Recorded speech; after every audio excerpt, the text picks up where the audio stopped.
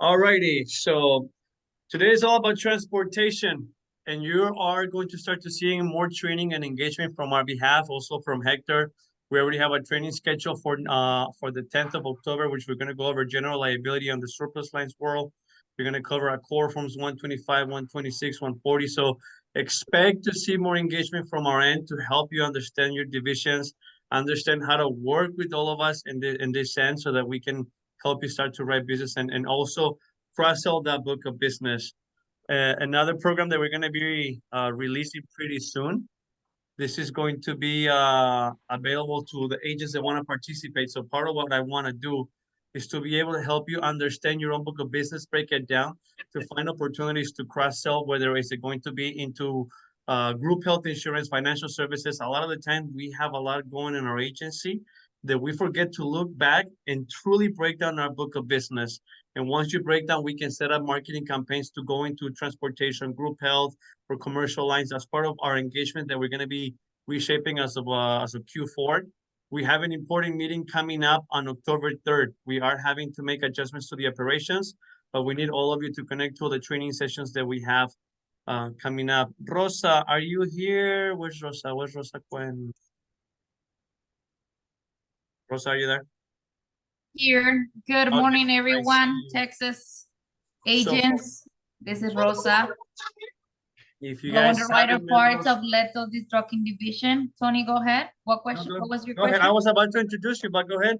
So you're already doing it, so go for it. Go.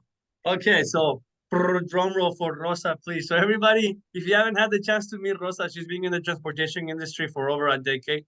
She really understands this industry and she is the partner and she is the in-house underwriter. Nothing goes through market unless if it goes to Rosa's desk. What we want to do is make sure that we minimize the time that a risk is going to be sitting on that underwriter's desk. And this is crucial because when it comes to transportation, if they send it back, if something is missing, if we don't complete the application properly from the beginning, they might even cause it that the risk to be denied. So what I'll do, I'll just hand it over to Rosa. And for those of you that do not know, which you should by now, the way you access to the transportation division is by coming to this training session.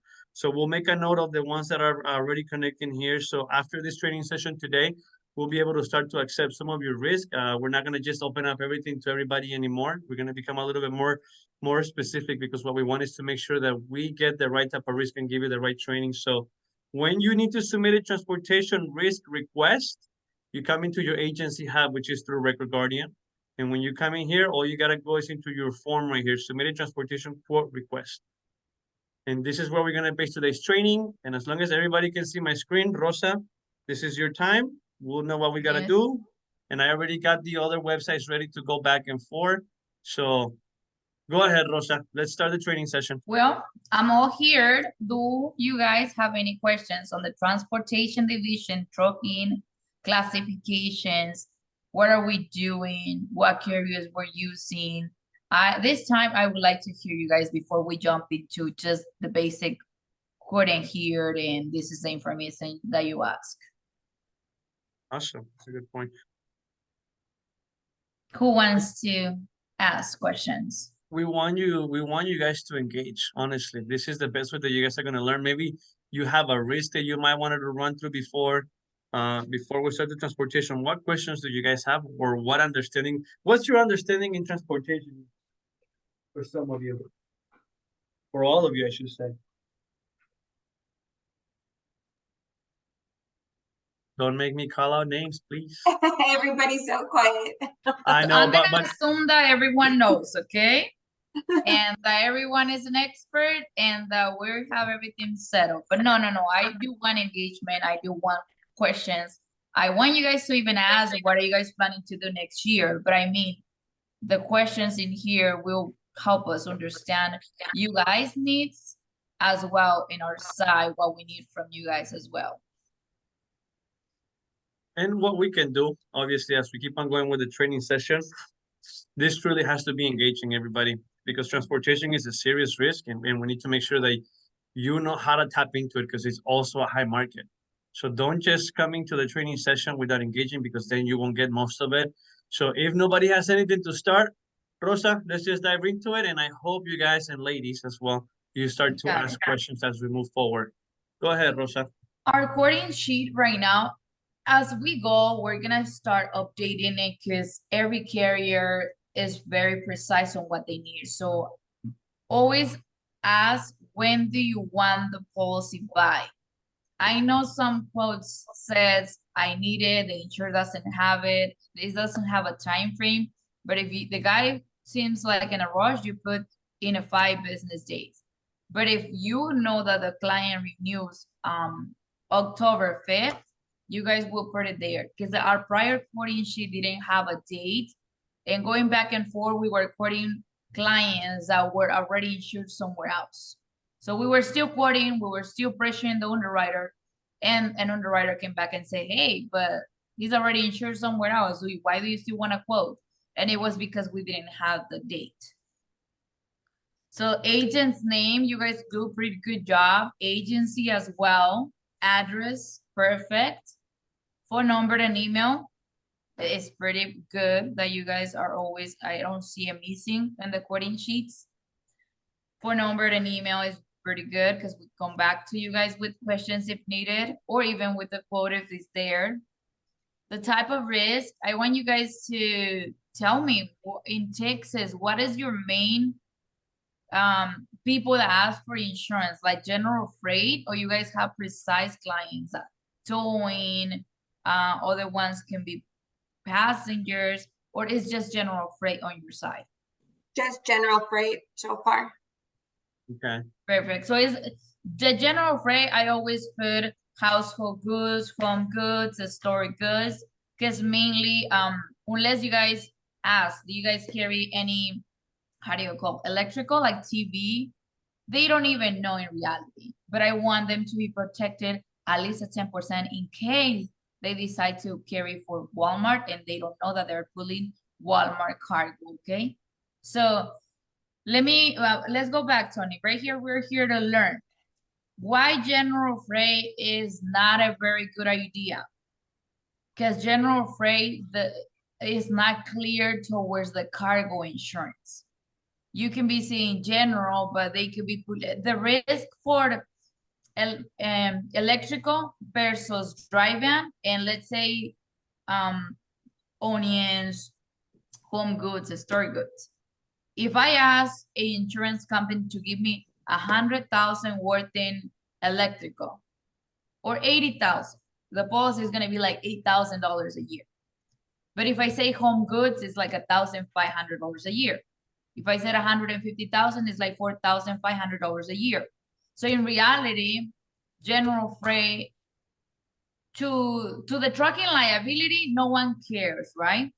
But to the cargo insurance company, they do care because at one point they're insuring home goods, and guess what? Someone calls and say, hey, they stole my equipment and it was full loaded of TVs for Walmart. And we were like, but you work for RMIS, register monitoring. We did not know you were carrying Walmart electrical hazard. They're like, well, yeah. And then they throw it at the agent. Oh, but the agent shouldn't know. I'm like, no. That's why I insure general freight. Yeah, but general freight says general. It doesn't say electrical. Yeah, in this case, they didn't charge you the right premium. So it is risk for the carrier that is insuring the cargo. So to my perspective, general freight, I kind of divided in, to make it 100%, I divided 20% on household goods, 20% store goods, 20% on electrical, building materials. So I can be like here and there, so he's covered in general.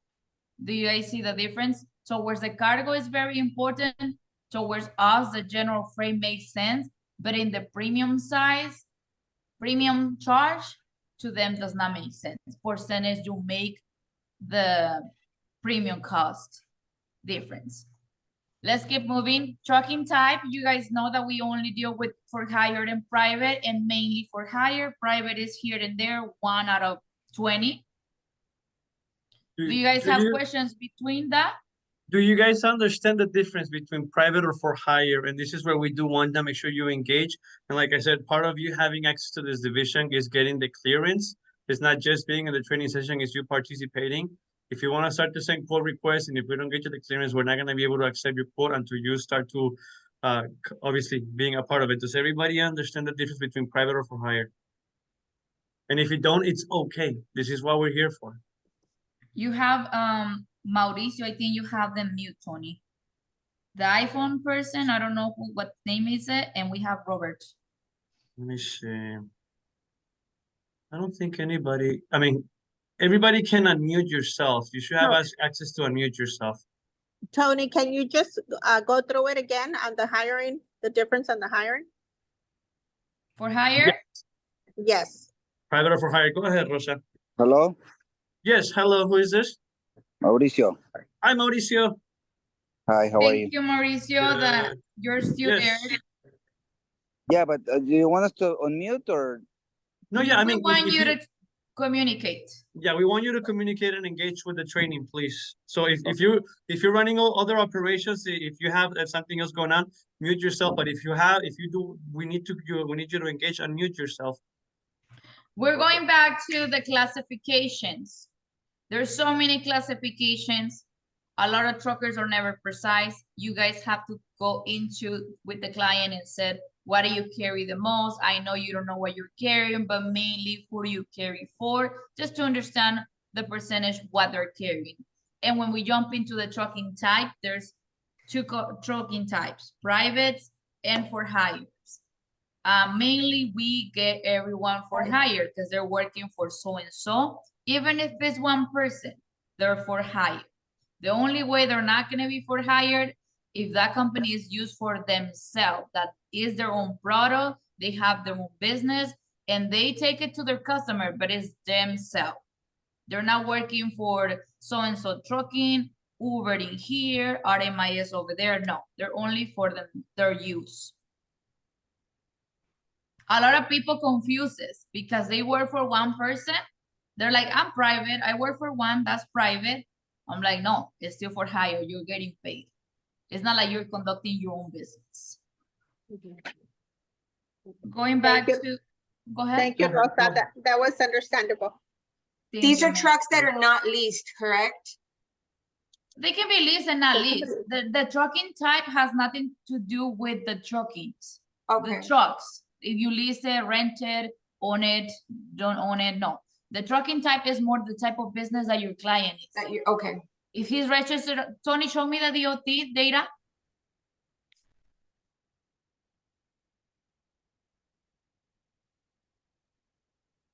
Look for la tiendona.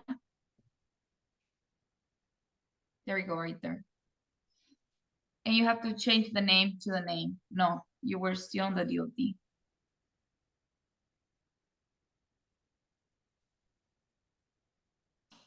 Okay. So if you see this client, he is a produce company. He has a store, a warehouse. He's a wholesaler and as well a trucker. He works for himself and as well for someone. You know how he's registered? Go down, Tony. You see? Both. He has an X and for hire and private. Why? Because he owns his own place and that's his own trucking and he uses to carry his own product for his own store. But as well, here and there, he brings products to California for another client that is called Parikuni and some other in LA. So he has to have two classifications, whether he likes it or not. He could be just one private, but he knows if he works for someone and he's getting paid at 1099, he clearly is for hire as well. This is Robert. I have a question. Go ahead, Robert. When doing the fact finding, I guess the DOT, I mean, we've got to get that. It gives us a lot of information on the risk, but is there a general fact finding sheet that we use? I mean, I've got one for transportation. You know, do we, So, I know it would help if we got a copy of maybe their insurance to compare. You mean the insurance for the client? Yeah, their carrier now. Well, you always will get a loss runs from them. And you can ask for a declaration page. Clearly, you can, yes. Okay. But in Did that answer reality, your there question, is Robert? no.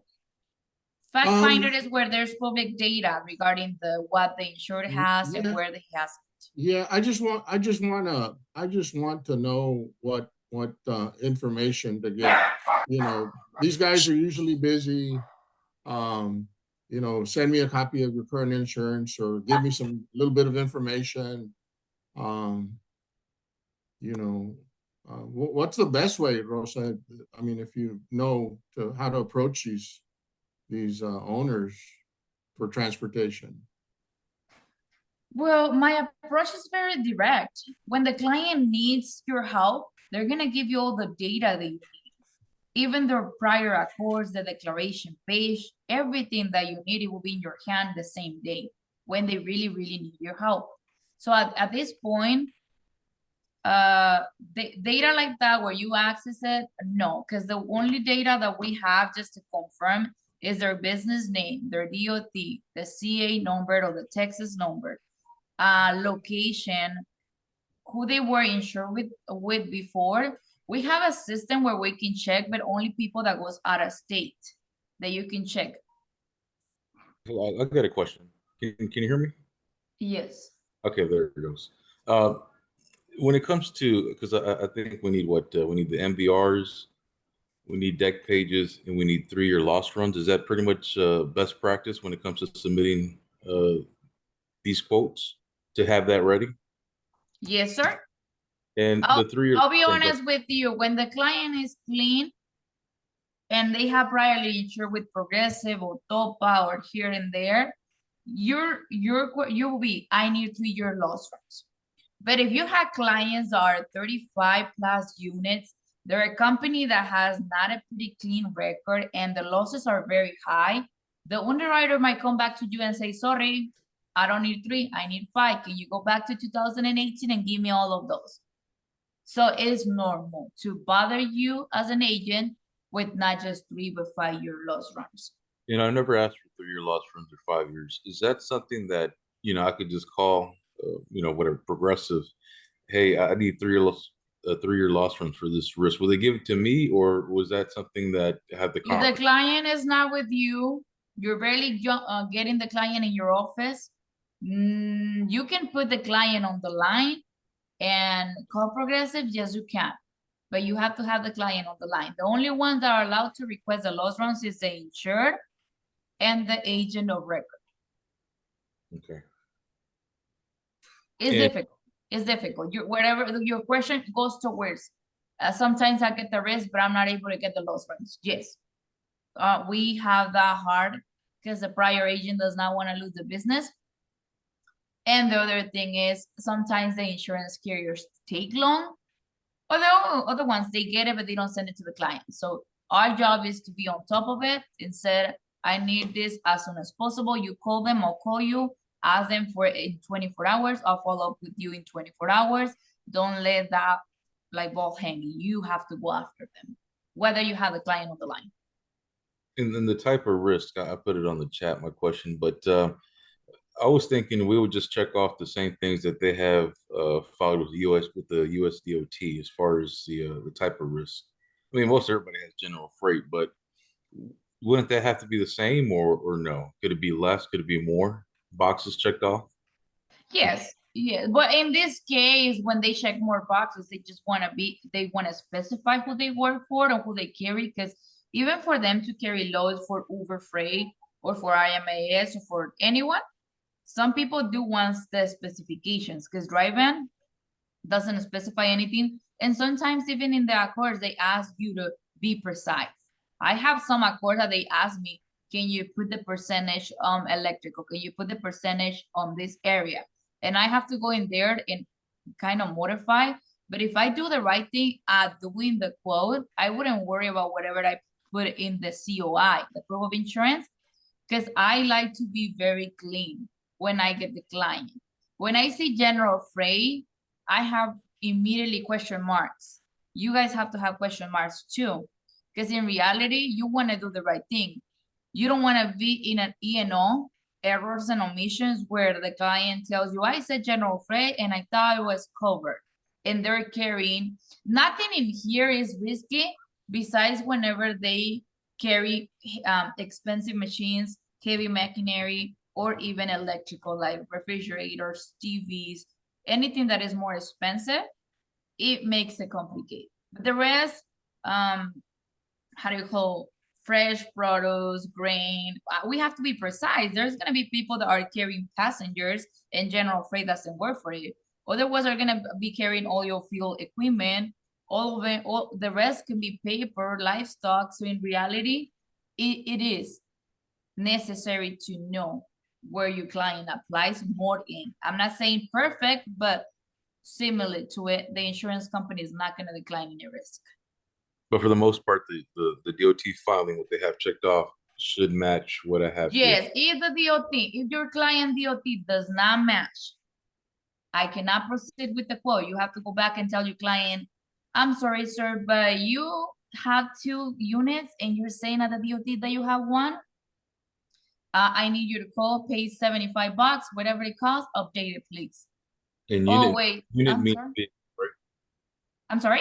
A unit means vehicles. Yes, correct. We'll go into We've that seen right it. now. We're gonna go into that in the application. We're gonna go into what the units are and everything. So But thank you good for question. engaging. I like the trailer. questions. Yes, that's perfect. This is what we're looking for. So we're gonna go into that. But I think one of the questions that you brought up is, should you match what you have on the safer on the DOT on the application? This is gonna be a great way for you if you're starting to try to get some of the basic questions answered priorly. But obviously, you still want to make sure that if they haven't made any changes, for that, if it's for hire or private, then you have it here. And this is perfect for you to put into the data, the system. I think, I don't remember who it was earlier, you were asking what questions to ask. This is the questions that you want to ask, which are the questions that we have on the application. And the application, once again, you access the application through your agency hub, Record Guardian. So everything is here. Okay. So on private or for hire, I think one of the changes that we gotta make is we gotta be able to put both of them. I gotta make that change on the form in case they do have No need, Tony. If it's both No? of them, you keep it as for hire. Okay, perfect. Yeah, no. We can divide percentages in there. So- Mile radius. In the mile radius, it is very important that you question the client and read the client and understand the client, because the client might be 500 mile radius, but because he wants to get something less expensive, he's gonna be like, well, probably 300, 400, and then 500. No, it's like, sir, are you within 1 to 3, 3 to 5? No more questions for you. I don't want it 150. I don't want 350. No. Are you within very clear? Because a lot of people want to stick with the 50 and 150, but they do trips around 400 mile radius. You guys are agents. You guys act on behalf of the client, yes. You guys are not here for the insurance company, yes. But if something goes wrong, you E&O brings your business down just because of one question on the application. I don't want you guys at risk. First of all, you guys need to understand this. You guys have a big business, a huge book of business, 1, 5, 20 years in business. Because of one wrong application, because of misunderstanding one client, can bring an E&O down and licenses off, you play around, and you're down. No. That's why this is for more towards, I'm not saying that you guys don't know how to quote. Yes, you guys have experience in the field. Do you guys know what trucking is? Yes. This is more towards educating, understanding the underwriter's part. So we can place more risk, we can have more business, we can have more quote rolling, have access to one place where you can quote more than 3 at the same time.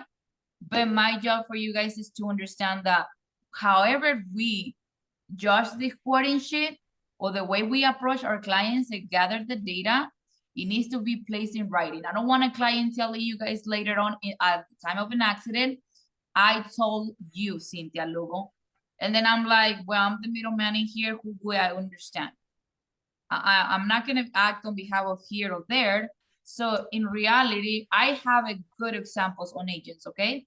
Where the client insured, he owned 3 units.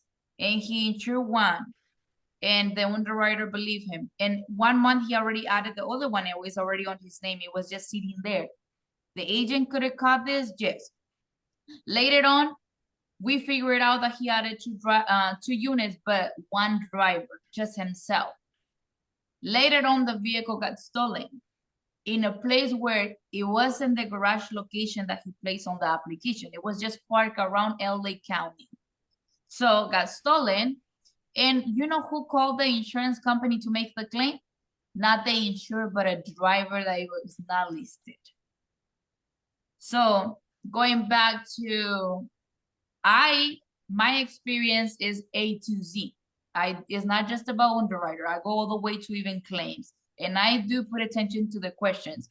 Okay, do you know there was an additional driver? Do you know the guy was leaving the vehicle around the corner?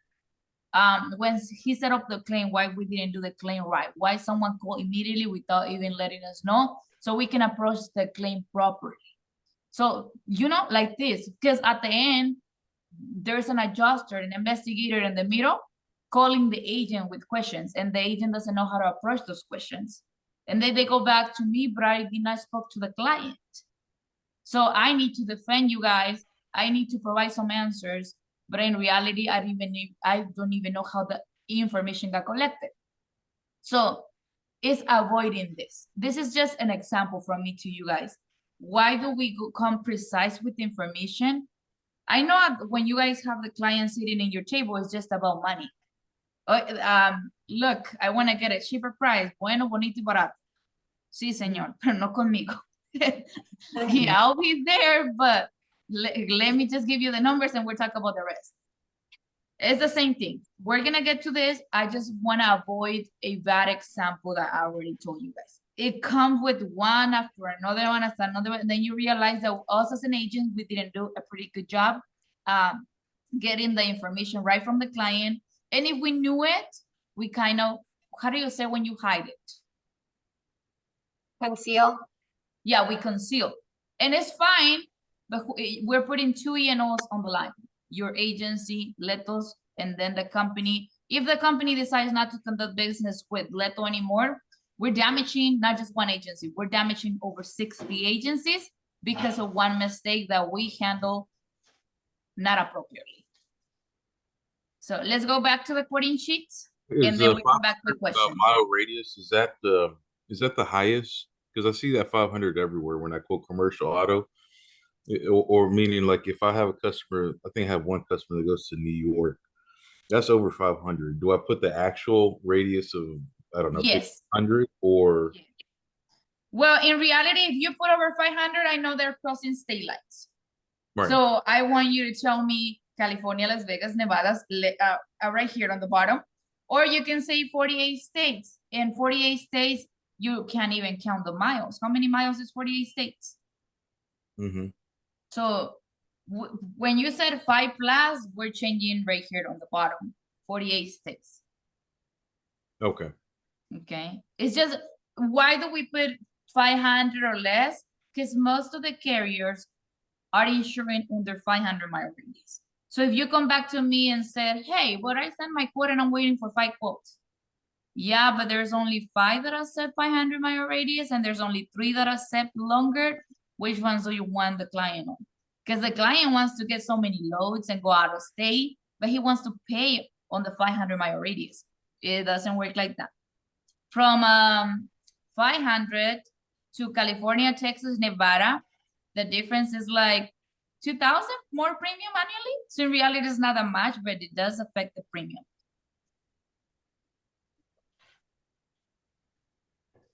List all travel states. When it's all 48, it's all 48. They can conduct business anywhere. When they want to be 11 Western states, you guys can put 11 Western states.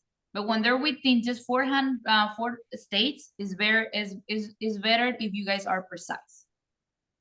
And if they said, well, I might go to Oregon. No, you're not going to Oregon. When you do it, then I'll add it. Right now, because it's going to damage the price. They're just wanting to conduct more business, make more money, but they don't even know what they want. I'll be honest with you guys. There's a client the last week called me and said, Rosa, there's no business in California, so I need you to increase my 600-mile radius. I want to go to Nevada. Fine, I'll do it. And I change it, right? And since I'm not using my trailer, I need the non-trailer. I added it. Okay, there was $3,900 more.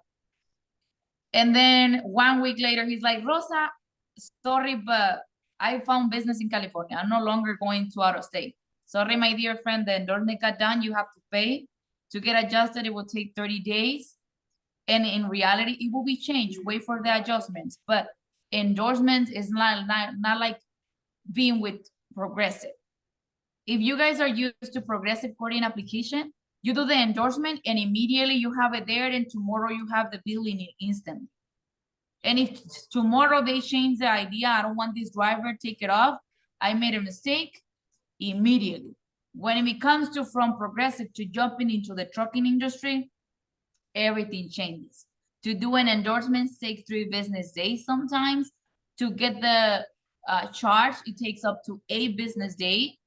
And to get the endorsement in the finance agreement can be up to 30 days for them to adjust it. So I do want you guys to understand that every carrier is different. Every change gets managed differently. Progressive is the only company that is easy access. The rest is a no playing around. Rosa, this quoting sheet is to quote with who? Good point, Cynthia. With Rosa, us. if you don't mind, some of you in Texas already have direct access to Progressive through our group. If you Mhm. have direct access to Progressive through our group, you quote direct with them. Okay, Yeah. so now Rosa, go ahead. When does the sheet come in? Perfect. I was just about to bring it up. Thank you, Cynthia. When this sheet comes in, after you guys try with Progressive. Oh, okay. And if you guys ask me, Rosa, Progressive was expensive, I need something cheaper, it doesn't happen. Progressive was the cheapest one. Okay. So then when do we resource to this one? Because most of ours is Progressive, but then if Progressive is the cheapest, when do we resource to this one? Immediately after they're not okay with Progressive.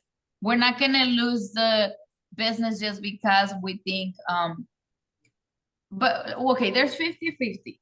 I have some agents that I have a client is for Progressive and they're paying this amount of money, and you're like, well, that's cheap. You can still put it around, but in reality, I appreciate if you guys try to just keep the client within you guys. And there is the selling part of it. You're selling your service, you're selling your 24 there being for them. In reality, I went to this the Agents Alliance and someone asked, I am here with Leto because I want the cheapest price. I was like, wait, where do you got that wrong? You got it wrong. Like the cheapest price, we give you access to markets because right now it's hard to get access to markets. But right now the cheapest price, it is not even the right question. Is what market can take you, because no one wants you. Yeah. So I have a client that has been struggling for 15 days to get insurance. We already not given the highest markets. When I say the highest is National Indemnity, Prime IS, and we're not talking about 1 unit. We're talking about 7+ units, 35+ units. And coming back to the question, is she looking for the cheapest? No, she's just looking for someone to take. That will insure her. Yeah. Yeah. So I want you guys to get the balance. I don't know how you call the balance. And say, this is the type of clients that are just for price, and this is the ones that care for business. Because right now in California, everyone cares for business. Like they're surviving, but they care for where can I be? It's not about, I want to be where I was 3 years ago. Like no one is taking me. Topa is dropping me, where should I go? It's not even about, I want to pay $1,300. They just want to have the insurance, so the filing is out there, so the DOT is active, so they can conduct business. So as agents, if we act smart, we have to approach it to the clients differently, where they don't see it is, I'm shopping around. Well, if you're shopping around, stay where you are. Because right now is not a good place to play with insurance companies. Right now, if someone is taking you, enjoy it, because most of them are being dropped. At least you're not, you're being renewed. But if you want to stay where you are, but you don't like the service and the agent, don't worry. Then let me help you. Let me do a BOR. Meanwhile, I can shop around for you and I can find you something better. By then, I can prove you that I quoted 3 more companies and whatever you have is a better price that you have. You get me? You buy time to quote around. It is within your book and you prove them this is what the market is looking like for you right now. Because it was a lot of misunderstanding before. There's a lot of trucking companies, towing companies paying $1,500 a month. And when the market jumped in, the prices were like 2,700, 3,300. And they thought that they were looking for the cheapest ones. But they did not do the digging and understanding that those cheapest ones were closed and there was no cheapest one. You needed to go where the right premium was there for. So now it took a year for them to understand that the adjustment on their classification, it was for them to understand that towing was no longer going to be 1,500 for towing. So we have to do that teaching. Towing? I'm sorry? We could do tow trucks on with this quote sheet. Well, you can write towing. Is that classification for towing in here? I don't think we have it. We could add it. We have to add it actually. We have to. I thought we added other and there were options to write it down. No, we'll add it. Where would you want that to be added, Rosa? Right there. You can add it at the end where all the commodities are. Okay. And can you put the other option? Because they might be something else that doesn't fit this criteria. Okay. They might be ovejitas. I'm just playing. That's livestock in there. No, something else. Other. Okay. I got those 2 changes. Okay, can you go I'll a keep little on bit up adding. so we Yes. can move on? I'm sorry? A little bit up. More. Okay. We already did this. So now entity owner details. Go ahead, Rosa. Yes. On the owner entity details, sometimes people are not very clear with you guys and they give you the owner is so-and-so and later on you figured out that the owner was a suegra. Okay, la owner, it was the mom. So I want you guys to ask, who's the owner of the Secretary of the State on the business? Oh, well, I have so-and-so and they don't even know the percentages. Well, I want the owners in here. Name, date of birth, driver license, do they drive? Yes or no? But I want, even though they're not drivers, even though they're ladies, I still need to run the MBR. First of all, out of 11 carriers, 2 might not care. But if the one that is taking the risk cares, I have to give them the MBR of the owner. So who gets rated? The person, the owners or the drivers? Per carrier, that question is per carrier. A lot of carriers want the owner to be rated as well if they have a commercial driver license. If they don't, sometimes may be excluded, but it's by carrier. Some people get excluded, other carriers do not exclude. So how can I put it here or there? If we go to Texas insurance, they're very, you can say, I have 5 units, don't worry, but I have 3 seating, don't worry, I can exclude them. Our filing just go over whatever is scheduled, drivers and units. But if I go to national indemnity, they're like, oh, I'm sorry. But if the owner has a commercial driver license and he has a suck driving record, I still have to rate it. And it's gonna be more expensive. They do not allow us to say, oh, he doesn't drive or he's just the owner. No, he has a commercial driver license, he will be rated. Even if they want to exclude him? Yes, they will not. Remember, I'm answering based on the actual facts right now. If it were to be like 3 years ago and you can say, well, this is the owner, but he's just the owner, he has enough drivers, he's just there as an administrator, they will consider it. But right now that everything is high risk, Mia, on the computer. Everything that is high risk right now, everything is very delicate, even though, let me put it like this. When Topa closed, all the business went to Progressive. When Nationwide, Travelers or Geico closed, as well went to Progressive. When Infinity closed, everyone went to Progressive. So it's kind of like an animal eating a lot of fish. When they already are into here, they cannot swallow more fish. This is what is happening right now. This carrier, the highest and the strongest one, before they were used to get anything that comes. Now it's like, I'll take you, but at this cost. Because honestly, I can't get no more risk, but I'm doing it because the other ones are not, so I need to save you. But I'm gonna save you at this cost. So we fall in the category of, are they giving you the right premium? Nah, I don't think so. They're just taking you. Whether, do you have an option or no? No, I don't have an option. Okay, they're taking you. They're doing you a favor, even at a 3 times the cost. So we are Leto. We give you access to direct carriers, but I cannot hide to you guys how the carriers treat your customers, how the carriers, how do you call, filter the information and judge the risk. At this point, a very good example, I'm telling you, the company that has the 3 units and the 35 units, their sister, the owner is right. She used to pay $13,000 per unit. And she came to Pacific Gateway, or let's say National Indemnity, and said, I need a favor. I'll give you a favor at $30,000 per unit.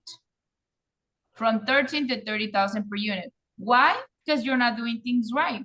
Why an owner has 2 DOTs? That's playing around a game. Let me play the game with you back. Why do you have 2 entities? If this entity is running with these units, why do you have, oh, because one is leased and the other one is the running company and the other one is the owner of the equipment. But you're playing around the game with the IRS and savings funds and all that. I'm not playing it with you. So 1330, do you want it or not? And they have no options, because even they go to the other one, but Prime IS says 180 if you want it. Do not call me if you're not ready to pay the 5,000 deposit just for me to consider you safety. So at this point is whatever was 1 year before to what is now, it is not. We have to treat, I'm gonna tell you guys this. We have access to more than 13 carriers, and you can send a risk and I can come back and say, sorry, we don't have access to you guys because those carriers declined this risk. It's not because of you guys. Why did they decline it? Oh, because your client is being playing games. He has 3 DOTs in the past. He's not providing all those runs because he got a new authority and he only cares for this new authority. Well, no, I care for the past. I want to know why he's playing around with 3 authorities. And the client gets upset and he's like, well, it's the past. I don't care. I left it in the past. There's a reason why he left it in the past. And the underwriter is not going to be precise with you and tell you, here is the data. They got an accident. They have so bad driving record. They have so bad inspection that they prefer to open a new business. So they're treating you like, look, is this price or it is nothing? I don't want to play with this guy that has 3 DOTs and is not going to give me prior loss runs. So right now we see a lot of people struggling, getting insurance and calling you and why no one can give me insurance. Sir, because you've been linked with so many DOTs. And now you don't want to provide loss history. And, oh, because I don't even know what insurance. Well, if you care for your insurance, you should worry about who was your prior insurance when you were a DBA. Give it to me. I don't have it. Let it go. Okay, they're going to treat you as a new insured. And the underwriter says, no, I'm not moving forward. You go back, you retrieve the information. I care for this history. If not, just go and knock the door somewhere else. So you don't want to follow in the dirty of this. We want to do things right. We want to help your customers, but I want you guys to understand behind why is there's a no, I can't help you right now. It's not because they don't want the towing company. It's not because they don't want Fames Transport. No, it is because they don't want what's inside, the way they treated the company, the way they play with the company, or the way there's clients that think by not passing the scale, they have a clean inspection report because no one has found them and no one has tell them, hey, your tires are wasted, your brakes are damaged. It's the opposite. Now you have so much wrong inspections because you didn't follow the protocol of the safer. you needed to follow inspections every 3 months. And they were avoiding it to have a clean record. Where does that take us to? The client that thinks that they have a pretty clean safety inspection is the opposite. They have a so high radio because they don't care getting inspected. If I may, well, I guess to kind of put it into a different perspective, when you're out there talking to these business owners, you got to remember they are business owners. So one thing is the insurance, what you're trying to get for them, but there's a whole picture behind it, which is how they've been running their business. And that's everything that she's telling is how they've been running their business, whether they have different DOTs, they have different vehicles that they're not disclosing. And this is what the underwriter has to look at. In this case, Rosa has that experience. Is she's paying attention to both ends. What do they need as far as the insurance goes, but how have they been running the business? And if they haven't been running their business clean, then it's going to be really hard to place the insurance to be able to help them out. So you just got to pay attention to both things. Rosa, why is it important when it comes to the owners? Let's bring it back to the application. Yes. Like in this case, Tony is one of the owners and he is a driver. Rosa is another owner, but she's not a driver. Are they going to run both of our MVRs even though Rosa is not driving? Yes. Yes. So this is why you gotta pay attention to this thing. It has to come back to the safety as well. If you have your license very clean, you are a pretty good business out there. And you can run a $10 million company and have a DUI. What did that tell me? I like to drink. How can you teach your drivers? Don't get a DUI. Care for this company. Please take care of your license. Do this if the owner doesn't provide a good example. We got to this level where they're using owners are a pretty good example for the company. Going to an explanation, the only company that takes the time to call the insured is Prime IS and might be Texas. They call the client and said, what are you doing for this? How do you do this? How do you handle drivers? Do you have safety meetings? Do you do this? A lot of people don't even have the files. They don't run their MVRs every year. Sometimes they have an expired license and they don't even know it. So they're using this information to charge you high premiums, period. Corporation DBA, phone number, email, FEIN number. You guys might be like, why do we need an FEIN number if it's just a trucking quote sheet? We need it, period. The information is important towards an underwriter. They ask even how many years has the corporation been in business. The FEIN is the WCRB report, as well tells them how safety you guys are as an owner. If you have 10 employees, have no workers come, the FEIN allows them to run the record of safety, how safety as an owner you are.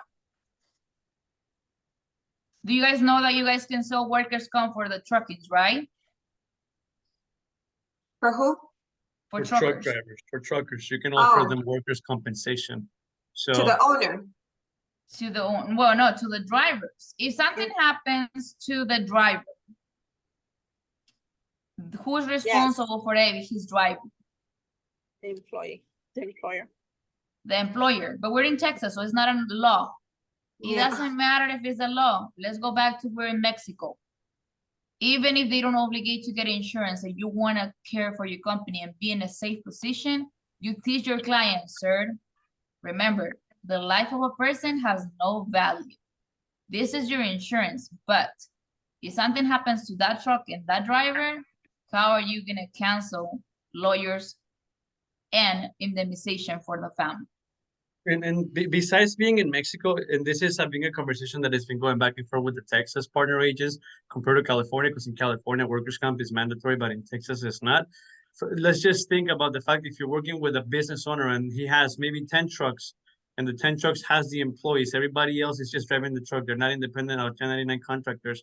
If one of these truck drivers gets in an accident, they can still come and sue the company for wages. So this is where you, the agent, has to make the effort to let them know why they should consider workers' compensation, even though it's not mandatory for the state. Now you're dealing with the business. Now you have to help them understand how they're putting everything at risk for not getting a workers' compensation policy. It's you're against it, but your job as a financial or insurance expert is just to let them know you should at least consider it.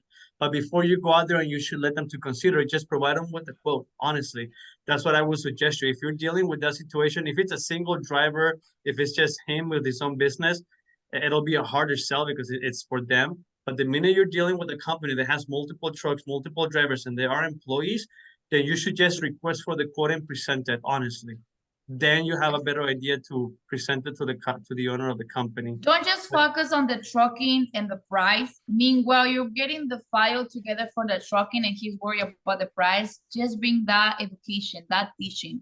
A lot of truckers in Texas and nowhere, life insurance is not the law, right?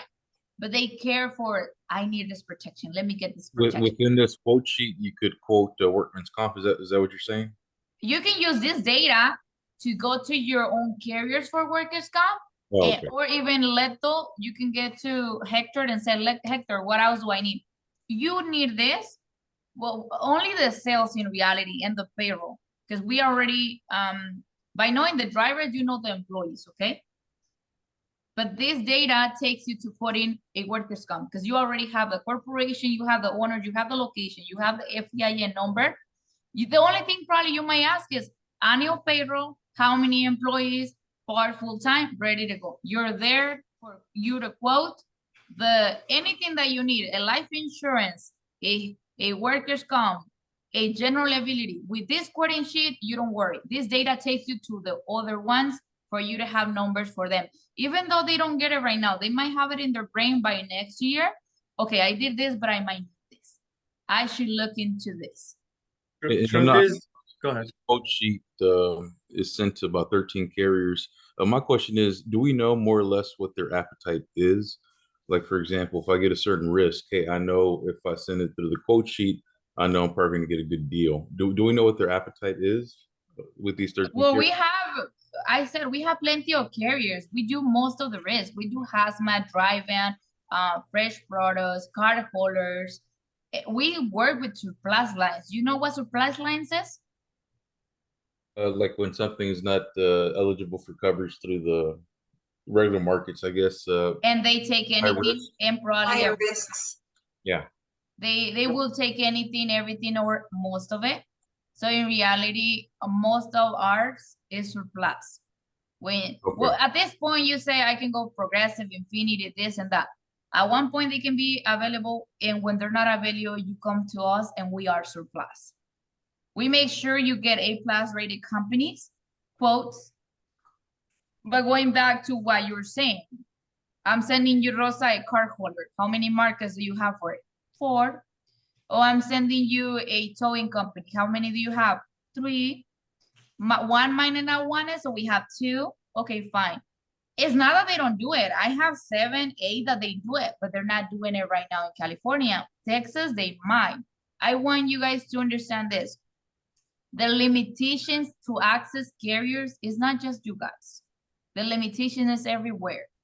Before they used to be 50+, there's over 1,000 companies, but they've specialized in what they want at the moment. They used to like towing, they don't like it anymore. They used to like sand and gravel, they don't like it anymore. So we have limitations, but everything is possible and we do have the market for it. Even though if I tell you, I have this, I have hazmat, we have one market. Wouldn't you take it if the client outside, they have one market as well? If they go with the neighbor's broker, they're gonna tell them the same thing. We only have one market because we are shopping around with the same insurance carriers. Do you guys think we should add at some point in the training session the different risk or classifications to kind of give you an idea of what you can target? For example, gravel, sand and gravel, towing, or do you feel pretty comfortable in your own knowing which direction you can go and market? This will be a different meeting. Right now, we want you to understand, but also we can try to give you specifications of classes to go after and target. Would that help you out? I was going to ask that because Rosa said, well, right now it's not the time for the client to be shopping around. But then if we want to market for that and we want to go visit business owners, I guess it would help to know which ones to target and versus which ones not to bother with, only because, I mean, we don't want to waste their time or ours. Oh, yeah. In this case, let's say sand and gravel, towing, and hazmat makes your life harder. When I say harder, is like sometimes hazmat make you work in a 20 application quoting sheet. They're very difficult, and you're working there for 15 days and you don't get anything out. And when you get the price, the client is like, oh no, I'm out of business. I just go dry van. I got those already. So you kind of put your energies in there and you're gone. Right now, what you should market is refrigerator food, dry van, people that work for Amazon, anyone that pulls containers out, car haulers, pretty good. Well, in reality, if someone knocks your door, you're always gonna say yes, I'll do it, right? You're gonna do the job. You're not gonna say no to someone. But If you it's should no- market normal dry van. Maybe a list of, strong appetite. I got it down. We'll send the list of risks that you guys can go after, that you have a better chance to write it based on the markets that we have access If you to. ask me, Tony, sorry that I Well, jump in it. I mean, if you can answer that question right now, Rosa, you guys write it down. What are some of the hot markets that they can go after to market right now? Give them ideas of classifications. And then after that, I want to jump into the lines of sources of revenue, cash flows that you can generate from transportation, because it's more than just trucking or GL and workers' comp. But go ahead, Rosa. What are some of the markets that they can go after with the markets that Dry we have access van, to? general freight, box truck, car haulers, sand and gravel, box trucks, the little box trucks. You know where we have issues is when your client comes to you and say, I have 3 box trucks, but I have 3 Peterbilts. I can, insurance carriers are like this, or they insure little ones, or they insure big ones. They don't like to mix them. And if we come to mix them, we barely have to market. To mix in big units and small units. So what else? Other ones, refrigerator, container haulers. Logistic companies.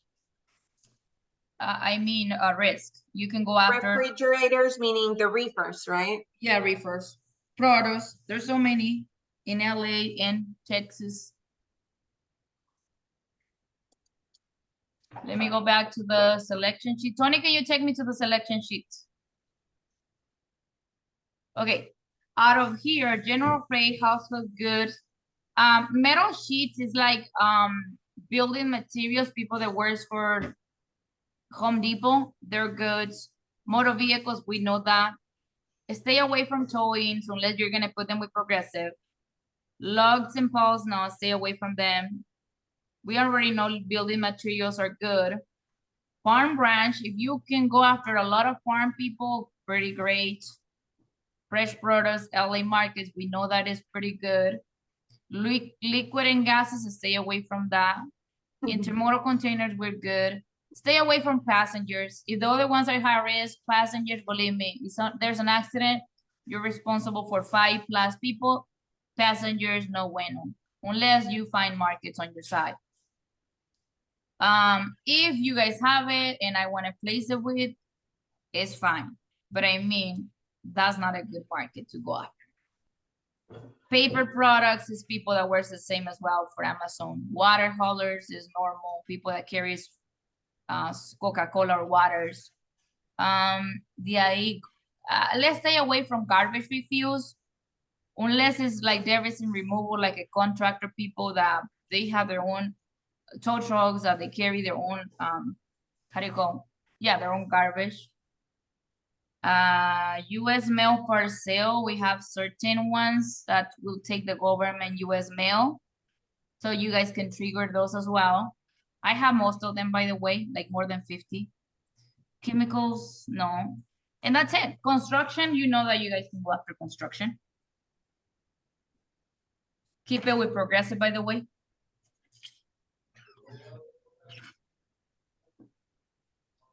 Let's move forward, Tony. Rosa, Yes. let's kind of highlight the cash flow opportunities within trucking, because trucking is not just the trucking, it's also the GL, it's also the cargo. Everything that they can think about as far as a policy goes. Okay, I want to ask you guys, agents in Texas, when a client goes to your door or you get a knock a client out, if he wants one line, do you show them what else you can do for them? Or you really don't trigger the line? Yes, we always try to cross out. Cross out? Okay, pretty good. Robert? Yeah, Yeah. they're, oh, which Robert, but if it's an apartment automatic renters bundle, and if it's a home, that's you know, something I could work on and set up a second appointment. How familiar with commercial are you? Just the local stuff, you know, never the transportation stuff, just local guys. General liabilities and workers' comp, you're pretty good at it. Constructor people? Yeah, general GLs and workman's comp. Yeah. Okay. Leto, what Leto wants to do for you guys, yes, I am the trucking division and I'm here to just go back and forth with what's trucking and what else we can do with trucking. Leto can help you guys multi-line. And if you guys can do it, lovely. And if you guys need support, there's Tony, there's David, there's Anthony for life insurance, 401ks, financial planning, group health, when there's companies that have over 10 employees, 19 employees, and they need a little bit of support so that their corporation has some tax deductions.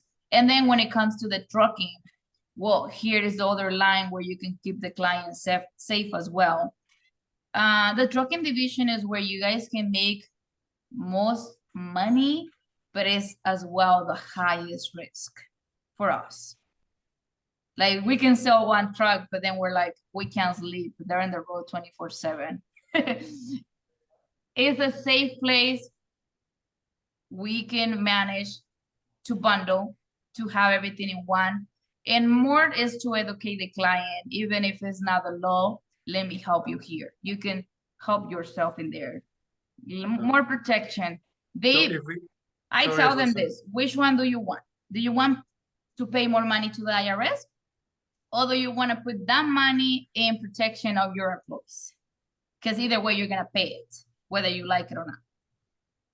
The IRS end up charging clients from 30 to 150,000 on the trucking side, okay? If it's a client that has 7 units, they end up paying like 125,000 a year. Why not putting out of those 125,000 a year on taxes towards your employees? Get some disability products, get some 401k probably, get some health insurance within group plan, but help yourself.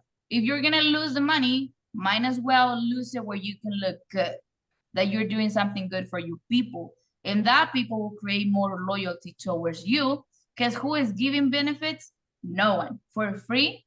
No one. But if you're losing the money at the end of the year, either way, a lot of truckers owe taxes to the IRS for 2-3 years because of bad decisions. They don't get approached, hey, do it right. Put the money where you will get benefit as well. What is the most important benefit on the employer side? The loyalty of their employees. And that loyalty will come from the employer doing something good for them. In this case, what can they do that it looks positive within your tax deduction? Benefits. Believe me, your employees will work 24/7 for you. So with that being said, let's just say if you're working again with Tony, I can't hear you. Something went away. Well, testing. Can you guys hear me? You guys Yes. got me? Yes. Okay. I could hear you. Everybody else hears me but you, Rosa? I think, Rosa, you lost your audio. No, that's you. And somebody else talk to Rosa, make sure she can hear. We hear him. I think all of us hears him. Can you hear us, Rosa? It's your computer. Cynthia, are you hearing Tony? Yeah, can you hear me? Give her a thumbs up, Cynthia. Oh, her sound is out. Yeah, let me give her a call. So I tell her, it's you. it's you. I'm calling her. So you're Tony or it's 2? It's you. It's you. Everybody else hears me. I'm gonna get out and start all over again because it went away. All right, go ahead. So the point that I was trying to make earlier with when I was bringing this up, a truck driver, you have trucking, obviously, you have general liability, you have potentially workers' compensation, you have cargo also endorsements. That is the basics. That's 4 sources of revenue within one client. Rosa, she has a financial division, she's life licensed. She's gotten extremely good at offering life insurance for truck drivers. And every time she offers a life insurance policy, she's been offering 1 million to 2 million term policies. And these are policies that are between $6,000 to $8,000 target premium. But Oh, forget wow. about the fact that there's a lot of target premium. This is somebody who has a high risk job, who's out there on the field all the time driving. And when you start to work with them, I think part of your questionnaire should always be, do you have a life insurance policy? Or do you have an income retirement plan? Or do you have an income protection plan? These are the things that you gotta understand. A transportation client could really be anywhere between 8 to probably $10,000 commission when you understand how to work with them, especially when you leverage the transportation, the financial side. If it's a large company, a lot of them, they don't offer benefits. And this is another sector that you really want to start to understand with this type of driver or this type of risk. Not necessarily thinking about cross-selling their home or the auto is what you can cross-sell within the transportation. So once again, general liability, obviously transportation, the trucking, the vehicle. You also have access to workers' comp. You also have access to cargo. You also have access to life insurance. Just that alone, think about it. And this is what we've done is when you need the help for a truck driver, just submit the request. If you need us to talk to them about life insurance or retirement planning. And if you're licensed for life insurance, let's get you appointed within the group. But I want you to think about the cash flow that you can generate from one single client based on products or lines. Okay. Let's move forward into the DOT, MC, and state license. Does everybody know the difference between the DOT and MC and the state license? Rosa, can you hear us now? Yes. Awesome. Does anybody knows the difference between DOT, MC, and state license? DOT, think about ourselves in the industry. We have our Department of Insurance license number. Same thing with them. They have to have a DOT number, Department of Transportation. So everybody's going to have a Department of Transportation. Everybody's going to have a state license number. Okay, which if we go back to the safer, then let's see, where do we go, Rosa? Here we go, US DOT number. They all have to have it. And they have their MC. I'll go into MC right now, but they also have their state license number. Is the state license number typically reported on the safer, Rosa, or only the No. MC? Okay. No, you have to ask the client for it. So that's one that you have to ask for. You always have to ask them for the state license and the DOT. Does anybody know when the MC number apply? And this is a good question. When they go state Because to not state, everybody's gonna have an MC. Go ahead, Robert. I was thinking when they go state to state. There it is. When they cross the state lines. When they cross state line is when the MC number will apply. So if they don't have an MC number, typically it's because they don't go out of the state. But if they go out of the state, then you bet they have to have an MC number. So you are responsible for getting these numbers, and obviously with the safer will help you to get the MC and the DOT number. You can see them right here. Go Everyone ahead. needs a DOT, not everyone needs an MC. Correct. Correct. All three Correct. numbers pertain to the truck, to the unit. Correct. To the entity. Go ahead, Rosa. New ventures and years of experience. Right here, what's a new venture to you guys? A brand new business. Okay. Brand new business, brand new DOT, right? But there's can be a client that has a DOT from 3 years ago, but never insured, never used it, and he comes back and wants to get insurance right now. What is he? I would put him as a new venture Yes. it's a new because in that case, it's considering the business itself. correct. Perfect. When there's no loss runs, it's new venture. And if there's a client that was insured for 10 years and wanted a rest, went vacations, let it go, 4 years later wants to come back, there's lapse in coverage, they will be considered new venture, but they will be treated differently than a new venture in premium wise, but they're still new venture. But here's where it comes important, the years of experience come into play. Maybe they're new, but they have 10 years of experience. This could help on the back end to try and help on the rate.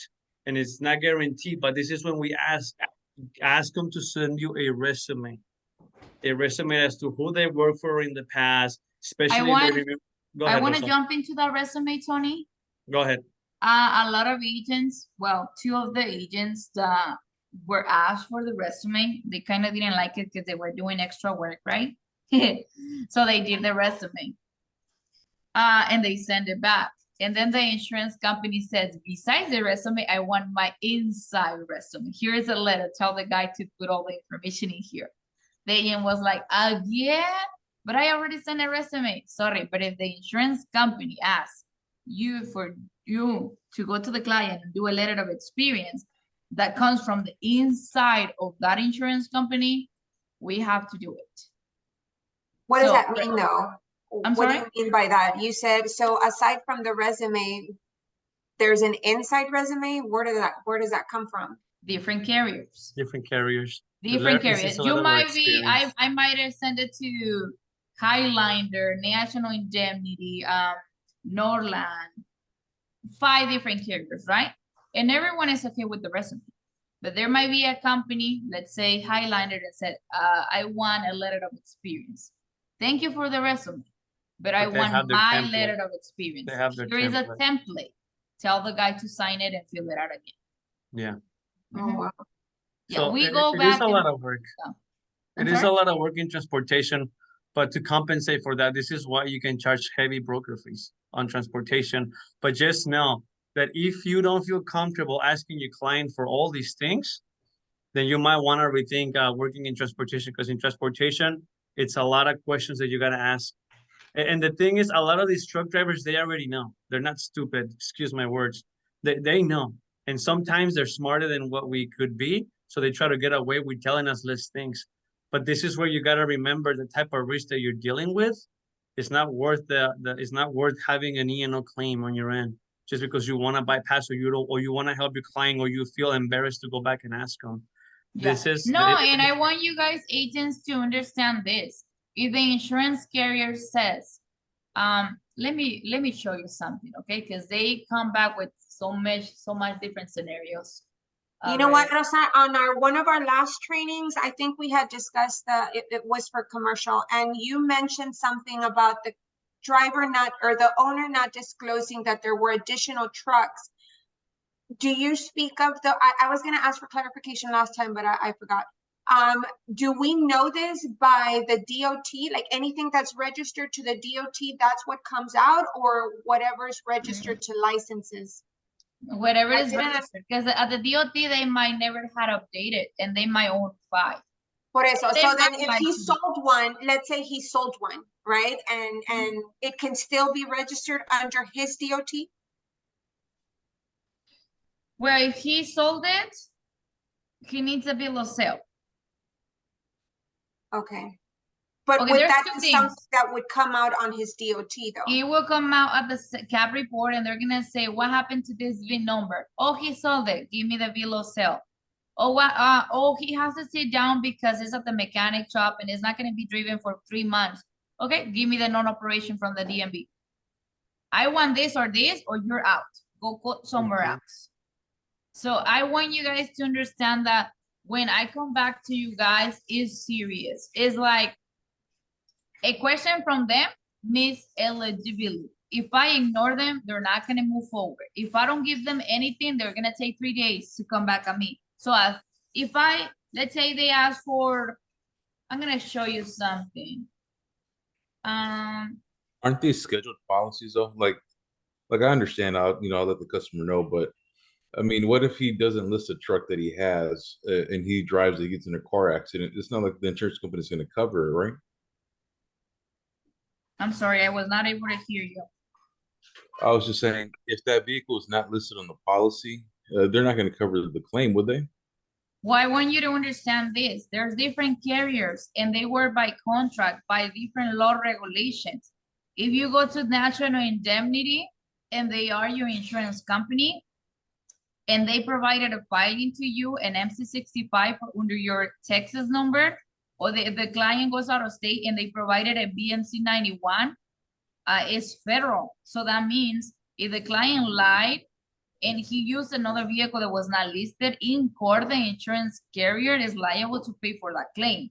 If I go to another carrier, let's say more like a surplus lines, they do business, they conduct business, but they're not regulated by the law, they can say, sorry, I'm going by what's scheduled. I'm not going based by what's in filing. But guess what? In court, it's not your word, neither mine. Filings are federal and state laws. If the judge says, sorry, my dear friend, but you provided a filing, your job was to decline this client and you decided to take it even if he owned 5 and gave you 2, you're screwed, pay this out.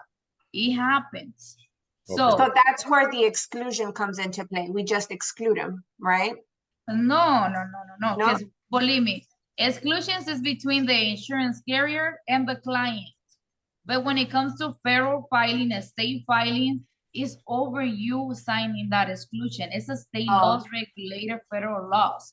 So at one point, let's say the client clearly didn't insure 2, and the company did a filing. The filings are not over the units. The filing are over your entity. They're saying, I'm insuring this so-and-so company, whether they own 5 or 7, here is the filing. That's why there is a fight. I cannot jump into politics, but what's stronger, me and you and the insurance, or the federal and the state filings? Of course, it's federal and state filings, because there's gonna come a lawyer where it's gonna go after you. After all, it's not the lawyer and you. The lawyer goes to court and they're like, whatever you say, Josh. You see? They go based on laws. Even the lawyer can defend the case. They have to defend the state and federal regulation laws. This case is stronger, higher, impossible to. That's why, ask me this. You guys are familiar with Infinity. Why did Infinity stop doing filings so early? They were still conducting business. They were still insuring truckers, but they were not doing filings. They were barely doing the filing MC65. But if you ask them, can you do me a filing BMC 91? They immediately took it to a senior underwriter because they go out of state. And they're like, but no, they need a filing because they work for Amazon, but they don't go out of state. But this filing allows them to cross the state lines. And if they cross, I'm obligated to pay. Second of all, I'm Infinity. I insured 2 and you have 5. Guess what? I'm obligated to pay. I saw a pretty good example when they got a lawsuit because Infinity insured 4 drivers and the one that got the accident was not insured, but because they did a federal filing, they were obligated to pay. Whether the client signs an application, an exclusion, there is laws over the legal agreements. So when you ask for an insurance, to me, it's just paperwork. I care for filings. State filings, federal filings is over any insurance contract. Does that answer the question? Yes. Yes. Awesome. Thank you, Robert. This is perfect. Thank you, everybody, for engaging. So let's keep on moving forward with the application. Mailing address and garage address. I'm pretty sure everybody understands the difference, but it's crucial. If the mailing address is different to the garaging address, we gotta note that. Go ahead, Rosa. Why is it important? You guys will be like, well, because they receive the mail. And they receive the bills, the penalization, the fines, the audits, and all that stuff. And even the visit from the DOI. I'm sorry, the DOT. Second of all, the garage location. You guys were, that's not important. It is important because, okay, it is true. The most of the accidents are related to physical accident, crash accident, right? But most of the clients call that they stole my memory. They stole my unit. They vandalized it. And it was not in the hours where they were driving. And the vehicle is not where they said it was. And some of them, they not just have one, they have 3 addresses as garage location. Insurance carriers protect the money. They insure to protect the unit.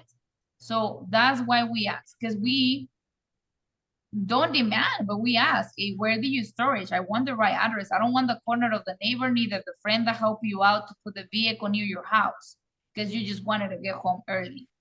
You get me? I'm talking behind the, you guys might ask, and I have all the data and ready to go. The clients do lie, okay? Some units are parked around your house. And the question is, do the client take the vehicle home? We always say no, and believe me, 40% they do. Even though they don't put it in front of their house, they put it around the corner, they take it home. So they put it at risk. If you're telling me the client has dash cameras, a GPS tracking, no problem, pretty good then. But meanwhile, they're not putting it wherever it should go. To save money on the rent, because I know the storage costs money, it is true. But in order for an insurance company to insure you, they want a safe garage location. Otherwise, they will not consider you. Questions? Nope. No, Filings, we go into filings. You guys already know the filings, MC65, BMC91. I was explaining already before why it's so delicate that the filing goes over the insurance contract. That's why if a client has 4 units and they want to insure one, ask me, what do I do? I have a question. Do you guys know when does an MC65 or a BMC apply? When do each filings apply? No, it's just Nope. never. no. Okay, so let's focus on that. A DOT, an MC, and a state license, the filings go tied to the type of licenses that they have. So Rosa, when does an MC65 apply? Always. When they have a DOT and they have a state license. So you're always gonna request a BMC, an MC65. A BMC 91 applies only when there's an MC number, correct, Rosa? Yes. So whenever you- somebody has an MC license number, automatically you know you have to, they're gonna have to file a BMC 91. Does that make It's a sense? certificate. You guys can ask and say, what is a BMC 91? It's a certificate that allows them to cross the state lines. If they don't have that certificate in their glove compartment, they will be pulled over and penalized. We give them, well, DOT Safer gives them a certificate saying, your insurance company report to us, we give you this certificate, you are allowed to go out of state. So let me put it this way. Suppose your client, you're submitting this type of application, has a DOT and it has a state license. What filing are we gonna have to request? You're muted, Cynthia. Has a what? I'm sorry, I didn't hear what you said. So your client has a DOT and it has a state license only. What filing are we requesting? BMC 91. Wow. No? No, Oh. the other way around. The other way It around. was So not here. when it's okay. This is why I want to put a little bit of emphasis on this portion of it. This is important. If we have a DOT and we have a state license, automatically we're asking for an MC65. Okay. If your client has an MC number, then we're asking for both. And once again, the BMC 91 allows them to go out of the state, and the MC number is for them to go out of state. So remember, Okay, what this is- For Go them ahead, to Rosa. understand, what is the filing under a trucker? Well, the MC65 goes directly to the state license for the highway patrol. Automatically, when they run their Texas number, they know immediately their insurance is active. So they don't get penalized, they don't get pulled over, the vehicle doesn't tow away.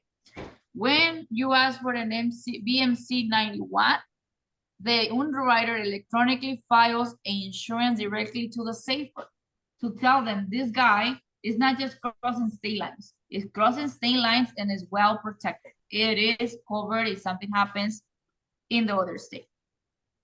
So now you're telling me, does this override the insurance? Yes, because you know every state has different laws, different guidelines, different rules. If this trucker crosses from California to Texas, he does not have over the 500-mile radius, but he drove 1,700. Obligates the insurance to take care over that lawsuit, the indemnification that he caused in the different state. Whether he said, I am 500-mile radius, sorry, but we gave the owner, the insurance will pay out. If the policy cancels, then in turn, that MC would also let the state know. Oh, there's another one. If the client cancels today, sorry, my dear friend, you're not canceling today. You told us that you want to stop paying today, yes, but this cancellation doesn't turn into effect into 30 to 45 business days. I have to notify the filing so they can cancel, and you're gonna pay not into October 23. Because I need to advise the filings, and I'm gonna charge you all the way to the filing end. Your clients, have you seen some clients that cancel and they don't notify you and they disappear? Well, Yeah. that premium keeps running, and who's responsible for those premiums? The client. No, we are. You The guys. agents. The agents are responsible The for the agents. premiums. If the client disappears and says, I can't handle no more, I'm not gonna pay the insurance, I already failed to the last month's payment and blah, blah, blah. And then he disappears. And the insurance cargo kept running, the physical damage kept running, the auto liability kept running until they got the 30 more days, no funds. And then the 45 days for the filings, the insured is in debt 3 months. And the insurance carrier will want to collect the money. So who's going to pay, the finance company or the insurance carrier, that money plus the chargeback? Not the client. The We're agent responsible. is responsible for the client. This is when we all leave the meeting. This is what you guys And don't this is when I wanna know. realized I don't want to do Bye. health insurance transportation. And then how did you realize to close No, transportation? I don't want to pay. questions. I want you guys to understand that jumping into the trucking industry is not putting every It's a fish big in deal. your bowl. It's a big deal. So how do agents safeguard themselves from that? Go You ahead. can't.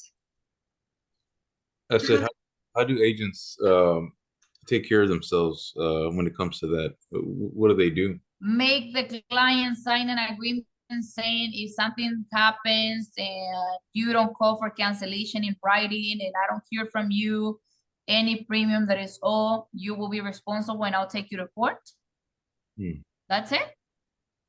I did one as an example 2 months ago because I insured a 22-year-old in a brand new tractor. The premium for just one unit was $86,000. His monthly payment was $7,300 a month. I got scared. I was like, how this kid is going to survive? So the underwriter said, are you sure you want to bind this? I don't even trust this entity. It's a brand new venture. It's a 22-year-old. And believe me, he stopped paying tomorrow. You are in the loop. So what I did, I was like, well, I want to make business. I can throw him down. So I sit down with the client, with the owner of the corporation. And I said, if something goes wrong and he doesn't pay because he's not making money, who's paying for it? Because it's 7,000 something. So the lady kicked in and said, I'm the owner. I own another business. We're going to fund him for at least 2.5 years so he gets his experience. And I said, is your business, other business making this money? She's like, I'll be like this, but I can support him. I was like, sign this form that if something happens, you will support. And if this gets canceled, you will do it immediately in writing. And if something goes wrong, you're responsible for the chargeback and the premium owed. They sign both, the owner, the driver, etc. That doesn't put me as well in, you're safe. You get me? I still get worried about if they can't pay. And if they don't pay me, I still need to take them to court. Because the insurance underwriter, the carriers will want their money. And they want the cancellation in writing. They want communication from the agents. We want communication from you guys. If a client disappears 15 days, you should be worried. If a client is behind 1 week not making their payments, you should be worried. First of all, because if this client, 86,000, right, times 11% is giving 9,460, right? It's great money, right? But if he cancels tomorrow and the chargeback is almost 7,000, I still need to get money out of my wallet, put it back, and still pay the company's premium. Make the insurer pay those company premiums. So we don't want to fall into that because I lived that. I was there. Like paying 7,500 back, it sucks. 3,000, we can handle it. How much is $300 is decent. How much is the commission rate for transportation? 70%, 7%. So the carriers pay differently. Some of them pay 10, some of them pay 11. So the commission split is the 70-30 on the contract. Does that make sense? Yeah. So between It's 3 to even better. 4,000. It's even Yeah. better because if you guys produce with Progressive, how much did they give you guys? 6%, right? Yeah. But then you also gotta remember, you do charge now with even with Progressive, you charge your broker fee. So with your broker fee, you retain 100%. We don't touch your broker fee. So that's where you can make up your difference on the 30% on your broker fee. How much broker fee do you guys use to put in every trucker application? I've never Um, done one, so How much? I've never done a trucker. Okay, no worries. What about you, Cynthia? 3 to 500. Put it at Rosa, 500? what about you? Hold on. What about you, Rosa? 1,500. Hijo eso, I'm over here lowballing it. Chinto. You're putting your work for free. How much do you struggle to close one file? Almost 2 weeks. I Yeah. do put my work in value because they do make you go back and forth for over a week, 2 weeks. So in reality, There's it's nothing. there's an agent from Northern California that I've known her for a while. She charged a $3,000 broker fee one time. So, but I mean, it was worth it. It was worth the cost. No, Just but all the the work that she had to truckers, put into the it. truckers, you can't go too high, you can't go too low. 1,000 is level. 1,000 is decent. 500 to me is like helping them out. Under 500, it hurts my feelings, but they can go to Progressive. And No, you know, and if you sorry to stop you once again, I Rosa, want them if to you- understand, Tony, why not under 500? Because you deal with more than 7 COIs. Mhm. Later on, you deal with so many endorsements. Mm. They fall behind in payments. You're running risk of paying their debt. And later on, they fall into an accident and you two have to handle the claim back and forth on the information. So believe me, they don't understand the 1,500 is nothing. If you Yeah. divide that by 12 months, in reality, you're not charging, you are an insurance person, an insurance advisor. You act even as almost like a lawyer, an underwriter, a claim adjuster, an accounting, an advisor for taxes, do this, do that. $500 is giving the work for Like free. a retainer. yeah, it's a retainer. The Exactly. down so that's charged a down payment, right? The agency fee, I'm sorry? the agent fee, the broker fee. That's what we charge at the down payment, right? Yes. It goes part of your down payment. We'll go into that. Obviously, what- once we get to the end, we'll go into the financing agreements and how you plug in your broker fees. We'll go into that too. One more question. That whole I'm responsible for the premiums. That's for the life of the policy, right? Yes, for the The entire term. 1 year. Like I said, if a client calls today and cancels, you have to do it in writing. You don't take it a text message. You don't get the call. You're like, sir, I'll send you the cancellation. I want your signature immediately because if you wait for tomorrow, they will charge you tomorrow as well. As well, this cancellation, even if you requested 9/23/23, enters in effect 10/23/23. So you still pay 1 more month. I want you to be aware of it. So if you want to keep running business, run it. You're still covered for 30 more days. Guess what? Pay 1 more month and cancellation is sent. The 2 of my clients that cancel, one did the cancellation, the other one has been ignoring me until now. And since that, I learned my lesson that before I bind and take their money, I make them sign, be responsible for, as well. I'll let them know. If you cancel, make sure you talk to me, because otherwise this will go into not just a collection. Insurance company will not take you back. They will flag you and they will want to go after the agent who owns the policy so they can pay those premiums. Because remember, have you seen policies that are 25% earned premiums? They're earned. So they might not get their money back as well how they think. So endorsements are delicate, cancellations are delicate. And if there's clients that they don't even know what they want. They want to cancel, they don't want to proceed, they don't have money, but they don't tell you immediately cancel tomorrow. I made them cancel immediately.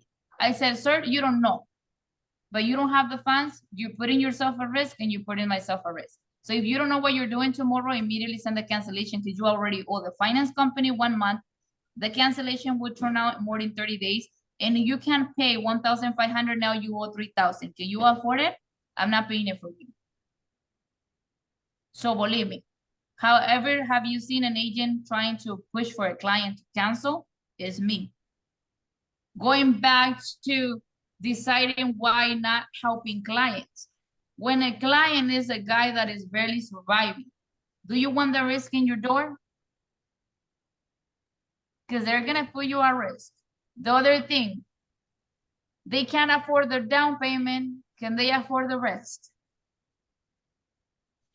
In other ways, you get 10 clients and you want everything yes, everything yes. I'll tell you why not and why I throw people down. You get a client and says, I want to insure my truck, and the DOT says 1 and they have 3. Sir, I want your 3 units. Oh no, but 1 barely uses, the other one is just sitting, I'm just the driver, right now everything sucks. Sorry, I don't want you. I don't want you because you have 3, you want to insure 1, you want to play the game. I can't play your game. I'm not going to be responsible for your money. Oh. I can help you. Go and suspend those plates. Tell me that those vehicles you don't drive. Go and sell those 2 units and I insure you 1 unit tomorrow. Yes, of course. Do it right and I'll do it for you. But if you want to play the game, I will not do it because believe me, at the end, I'm going to be paying the cost. And believe me, if someone says, Rosa, you have to pay $500. You guys want to pay $500 out of your pocket? We're here to make money. We're not here to lose money. So that's why. Rosa, question, sorry. On the vehicles, is it possible for them to have 3 vehicles on their DOT, but have 2 of them insured with a different carrier and then want to insure 1 with us, or they have to be on the same one? It can happen for the same reason as the filings. How can you have 2 companies providing filings? No, it's 1 company gives you the filings, that company keeps all the units. The sharing part is kind of like there's some vehicle clients that says, I have 3 tractors, bobtails, and I have 1 truck, box truck. Fine, right? We do it. They work for Amazon. But the filings makes the insurance carrier responsible for the client. And then he did not have the accidents in the one that was properly insured. He had the accident in the one that was barely 300 combined. Do you think the big carrier wanna fight with the lawyer who pays what? No. So the one that will pay the cost is whoever provided the filing. So you kind of create a complication, state laws, regulations, filings, and you're like, well, I wanted to make this cheaper because he barely uses it. Or it's a little box truck, doesn't need the filings. I could have put it with National General, Infinity. You know, I care for the big ones, they're high risk. No, the filing treats everyone equally. Right now, if you do a filing and that guy has 7, those 7 are covered. Just moving to endorsements, Rosa. Sorry, I'm getting a snack already. Go ahead, Northland. And endorsements. Endorsements. Lien holders, leasing companies, certificate holders. Your client might own 1 unit, but might be leasing another one. He's still responsible for it. They need to add it. We don't want them to ask for it 2 weeks later. That's why we ask for registrations upfront. Lien holders. If the client doesn't release the information that he owns the unit, you're gonna find out at the registration that the owner is not the client, is a lien holder. We need to add it out front. These people, clients don't understand. They just want the quote, they wanna pay, they wanna be insured, they wanna be doing business. You do care, because if you don't add it, later on we need to add it and it's gonna be $2,000 more. You don't wanna go back to the client and say, I'm sorry, sir, but because we didn't add registry monitoring, now adding it is $2,000 more. Let me charge you or I cannot add it. You guys don't want that misunderstanding. Every endorsement costs money and you don't want to endorse it after because this insurance gets paid annually, has a finance company, so we have to do things right up front. Certificate holders. If we request the umbrella endorsements, any certificate holder is listed, but if they work for so-and-so, they want to be listed. Let's say they work for Uber and the management is registered monitoring. We cannot just be expediting certificates. We need to list them as additional insureds. The trucking industry, I'm not gonna lie to you, they don't do this. We have to do it. Why? Because if something happens, they're liable as well. So they have to be protected, and your lawyer needs to defend third parties.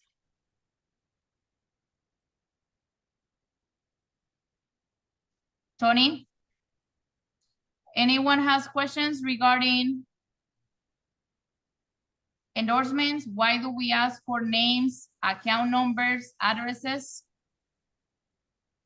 Okay. Who do you work for? You always like to go on this one, Rosa. Who do you work for? You ask your Myself. clients, who do they work for? I work for myself. I work for Leto. Yeah. No. So, and there's the other one. I work for so many. I don't care. Give me 3. You can work for 10. I only care for the strongest one. Give me 3. So what if they tell when they tell you I work for myself? No, you normally go deeper into this one, Rosa. I'm surprised you're not doing it. They Yeah, don't work for. because they believe they're owners, Come on, Rosa. and yes, they are, and they work for themselves, but it's not true. If they're getting paid, they're working for someone else. So at So this, if they're leasing, it has to be that company, right? yes. Up here, you're asking the question on add a lease company. No, right here is who they work for. On the beginning, Who's you find out contracting that they're them? for hire. So they're for hire. So they're hiring by someone. And then Yeah. you ask them, who do you work for? And they said, myself. I am in so-and-so trucking La Tiendona. I work for myself. No, sir. If you're for hire, I'm sure you work for Uber, you work for RMIS, you work for the neighbor, you work for so-and-so trucking. Who's their I highest, want to their know who biggest you work for. contractor? Who's the one giving them most of the business? This is really what we want to know. So, for example, Cynthia is hiring me, and I have my company. I'm the truck driver, but Cynthia's the one that's giving me the job, and I'm the one distributing. So in reality, even though it's my business, I'm being contracted by Cynthia most of the time. So this is what they want to know: who is the primary source of business for the truck driver? I Now, want you guys to do this, okay? When you guys are talking to the client and you ask that question, like to them is annoying because you're asking for data and they don't have it. The other thing you guys can do is meanwhile they're talking and you're asking, well, who do you mean you work for? And they're like, well, C.H. Robinson, and you immediately Google C.H. Robinson and what city or what county? And from there, you already got the location, the address, so you don't have to bother them. But if really you can Google it, you can dig into it, you ask for it. Because a lot of carriers do ask for DOTs, okay? And why? It's because sometimes the client bought the unit from someone else and it was their prior employer and there's a connection. The unit is connected to so-and-so DOT and they're like, why are you connected with this DOT? Well, that was my former prior employer. So we do ask name, address, what do you carry for them? They can say dry van, general freight for more than 11 years. If they don't give you the DOT, you can look at the Safer or Google. How many years you were there? It's kind of like providing the resume. It's 5 years. How many units does that company runs or trailers? They run like 10 and 10, and they run like 5 non trailers. You don't have to be precise, but it's for them to be aware of where they're falling and they know where they're coming from. remember, this is the information for who are they hauling or transporting the goods for, okay? And the company's DOT that there is hiring them. Now, let's go. What if the one time that if it's for private, then they really are moving their own goods when they're private. That means they really are being contracted by them. That means if I have a tortilleria, I'm using my own trucks to move my tortillerias to take them to the retailers, then that will be a different situation. But little things like that you want to start paying attention to. What is the difference between the unit and the trailer? This is sometimes we get confused with this one. Let me bring up the image. Go ahead, Rosa. What happened? Going to the units. Yeah, you're gonna show 5 the image. units and they have 4 trailers. Okay, You're gonna find truckers that have 5 units, 3 trailers that they own. So that means they might be pulling a trailer that they don't own. So we have to be precise as well. I have clients that they own their trailers, and as well they're borrowing trailers from somewhere else, and we don't have the no trailer endorsement. Why? Because it's $2,000 and they don't want to pay out. Well, you do the job at the beginning, sir. You're not gonna put someone's trailer at risk. If it's yours, I don't care. Put a liability however you want it. But if you're carrying Amazon's non-owned trailer, I want to know the value, because believe me, Amazon will come after you and then after me, and you with not the right coverage, then me as an advisor, I am failing to it. So don't, not right. Don't put you guys at risk, period. So Rosa, in this scenario, which one is the unit? Which one is the trailer? For those of us that might get Tractor confused with that. trailer. The tractor is a unit. So the front part, the cabeza is a unit. And the Okay. box is a trailer. There's so many type of trailers. Does that make sense? Which one's the unit and which one is the trailer? Yeah. Have you figured out on the contractor side that they have modifications on the trailer that we don't even know what it falls under, because they qualify under everything? They are utility, they're rail, they're plave, they're all in one. In the trucking side is the same thing. People that carries cars, they have their own different type of trailer. People that carries building materials, their own type of trailer. We ask what type, and if you guys don't understand, then you ask for pictures, because that's the way we understand a trailer. You might think it's a box, it might be a flat. People that are carrying pallets, I think it's a box and it's just a flat. Or the ones that are pulling cars, sometimes they're not even one trailer, they're like double. How do you call? They're Double stacks. yes. So And how would that be placed on an application? well, you get the picture and you just put the trailer and I handle the registration and the image. Because sometimes I have to send the picture to the underwriter for them to know how to classify it too. Oh.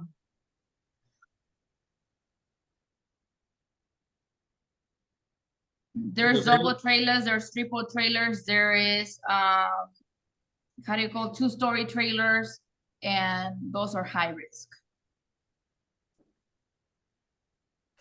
It's funny because we always think that the client is pulling one trailer, and one time I found a client that had 2. I was like, 2?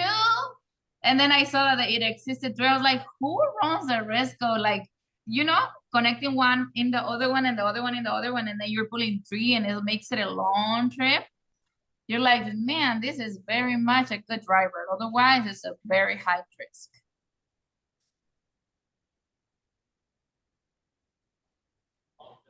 Not on trailers, okay? Please be smart in here. You know, you ask the client, what trailer are you pulling? I don't know. And then you're like, well, the value of it, well, they might be a 96, $10,000. And later on, you find out that they were carrying a brand new 23, and the value of those, it was over 50,000. So believe me, you don't believe the client. You just gather data and place it.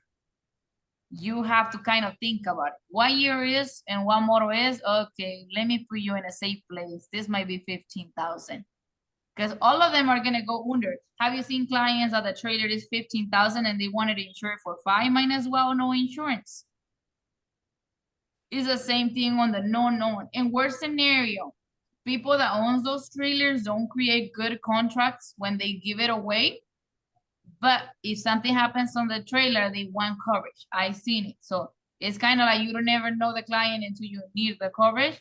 It's the same thing. When they go and pull the trailer, I'm like, do you got a contract? No, I didn't.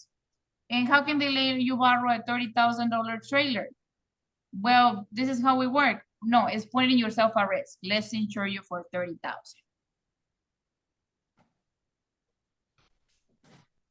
What are you doing, Tony? Nothing. I had to bring out my calendar. I have to move something. Auto aside. liability. Auto liability. I want you guys to understand this. 3 years ago, auto liability, a lot of people wanted 750,000. Tony, put yourself in auto liability. Right there, 750,000. Put it. Why this amount? Because it makes it cheaper. But I don't follow cheaper. I follow filings, federal laws. A filing will not be provided if I put 750. I want agents to understand this. I know Infinity did a so bad job at making the client decide and agents decide, but in reality, because Infinity was not specialized in filings. The only filing they did was the MC65, and if you wanted the BMC91, it was only under 500-mile radius, and it was into a senior underwriter, and it was 1 out of 20 applications. Here, I still see agents that, and the client wants 750. I don't care. Sorry. It's not the law right now. You have a filing, you have a CA, you have a Texas number, you need 1 million. I'm not even going to discuss this. Agent still wants to discuss this. Like, I want to see 750 because the client wants to see 750. He's not going to see a filing, and we have the same trouble as when we started. 1 million is even basic. Do you guys know how 1 million gets split when there's an accident? Cynthia Lugo? No, If a trucker señorita. hits your vehicle and you're with your baby and your family and your husband and sends you to the hospital, tell me how you're gonna split those 1 million. Tony, change it to 1 million. It's gonna be dispersed among everybody, Yes. Do you like it? of course. Of course or of course not? Do I like what? I'm sorry? Okay, let's go back. You get into an accident. A truck driver hits you and sends you to the hospital, but didn't send you just you, the entire family. And you don't know if there's a fatality there. This 1 million will make for your loss, for you being at the hospital or having someone more than 10 years in the hospital, 10 days in the hospital. Probably not. It's I mean, not it's gonna be 1 million. dispersed. No, because you don't know if you're gonna end up disabled. You're not Yeah. gonna know if you're gonna be able to be the same person, your family the same people, your kids the same way. You don't know if someone is not gonna come alive out of there. Or backwards, if you go to the hospital the entire family and you guys are in coma, tell me how much coma bills are for 3 months. Yeah. So This 1 is when you- million is Mhm. very limited. That's why if 1 million is limited, I will never consider 750. And it's combined, it's not even split. So split, you would have more peace of mind. Yeah. And right here, we're California. We still don't change this. Insurance companies are okay with it. Business are okay with it, but it's very limited. It puts you at risk. So that's why when you go in the road, you don't go outside with the trucker. You don't go behind the trucker. You don't go in front of the trucker. Because all you see is a 1 million, that's not enough. Deductibles, 1,000. I don't put deductibles on liability because the client might not have it, but in the physical damage, $1,000. Why do clients decide to put a higher deductible? Because they want to make it less expensive. But in reality, if the damage is 2,000 and the deductible is 2,500, might as well why have it?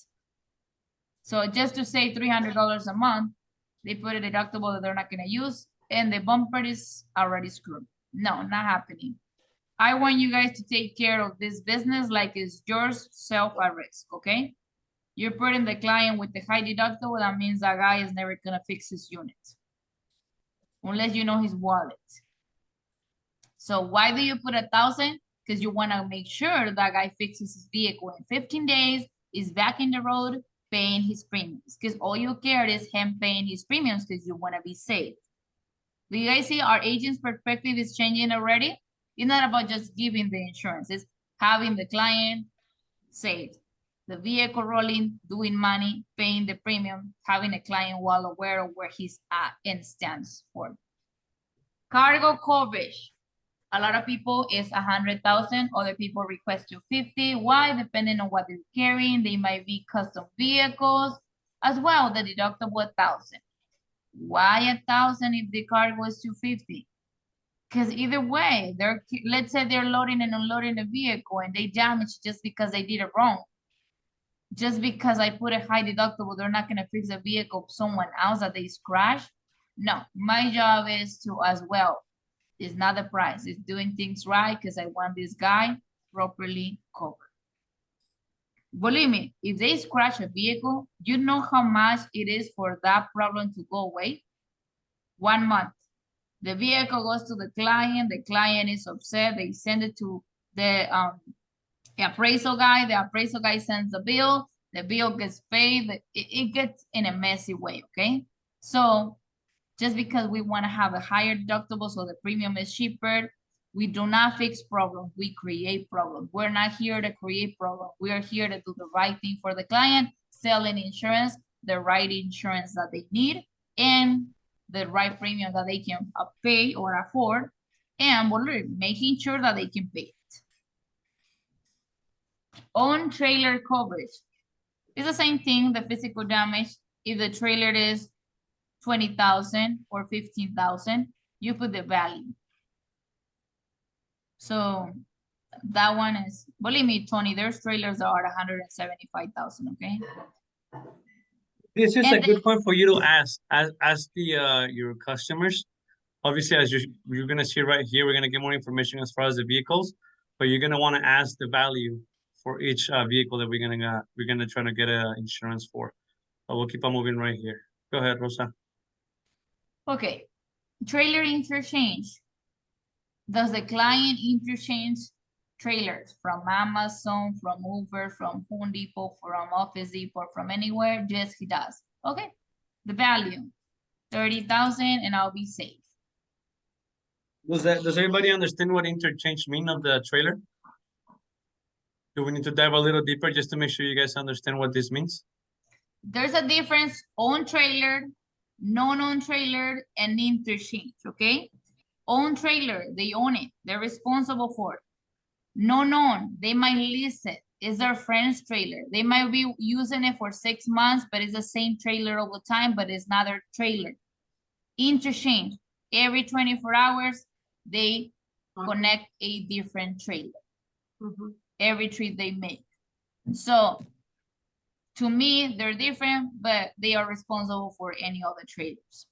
Whether it's their friend, whether it's the interchange, and whether they own it, they're responsible for the damages. Towing coverage.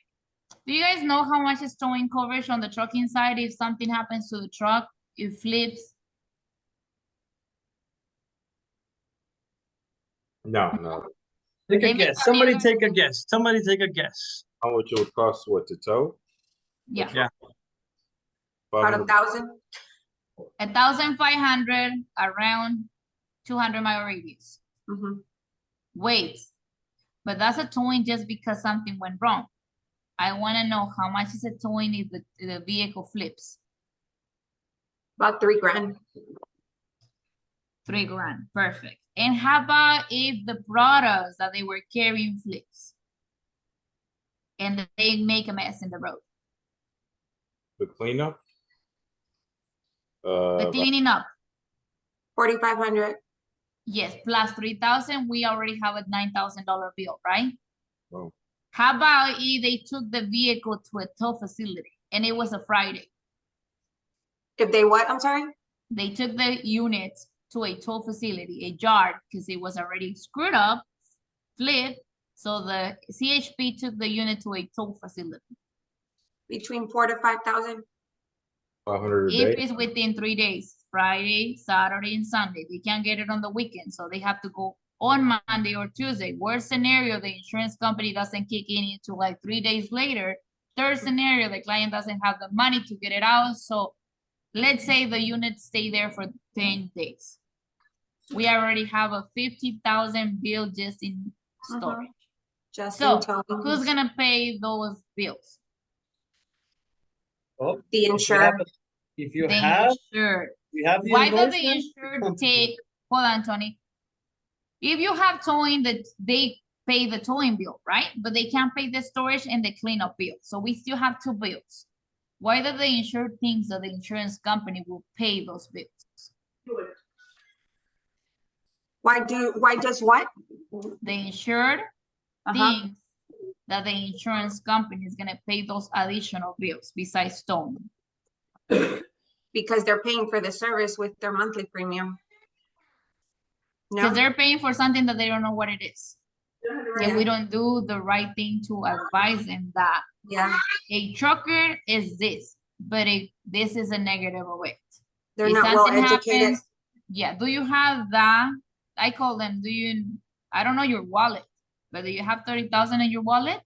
Mhm. Let me not play with your bill, because otherwise you care about the cheapest price. I carry about 6 months later if something happens. 3 of my clients already flipped. One in San Diego, one in Temecula, and the other one out of state.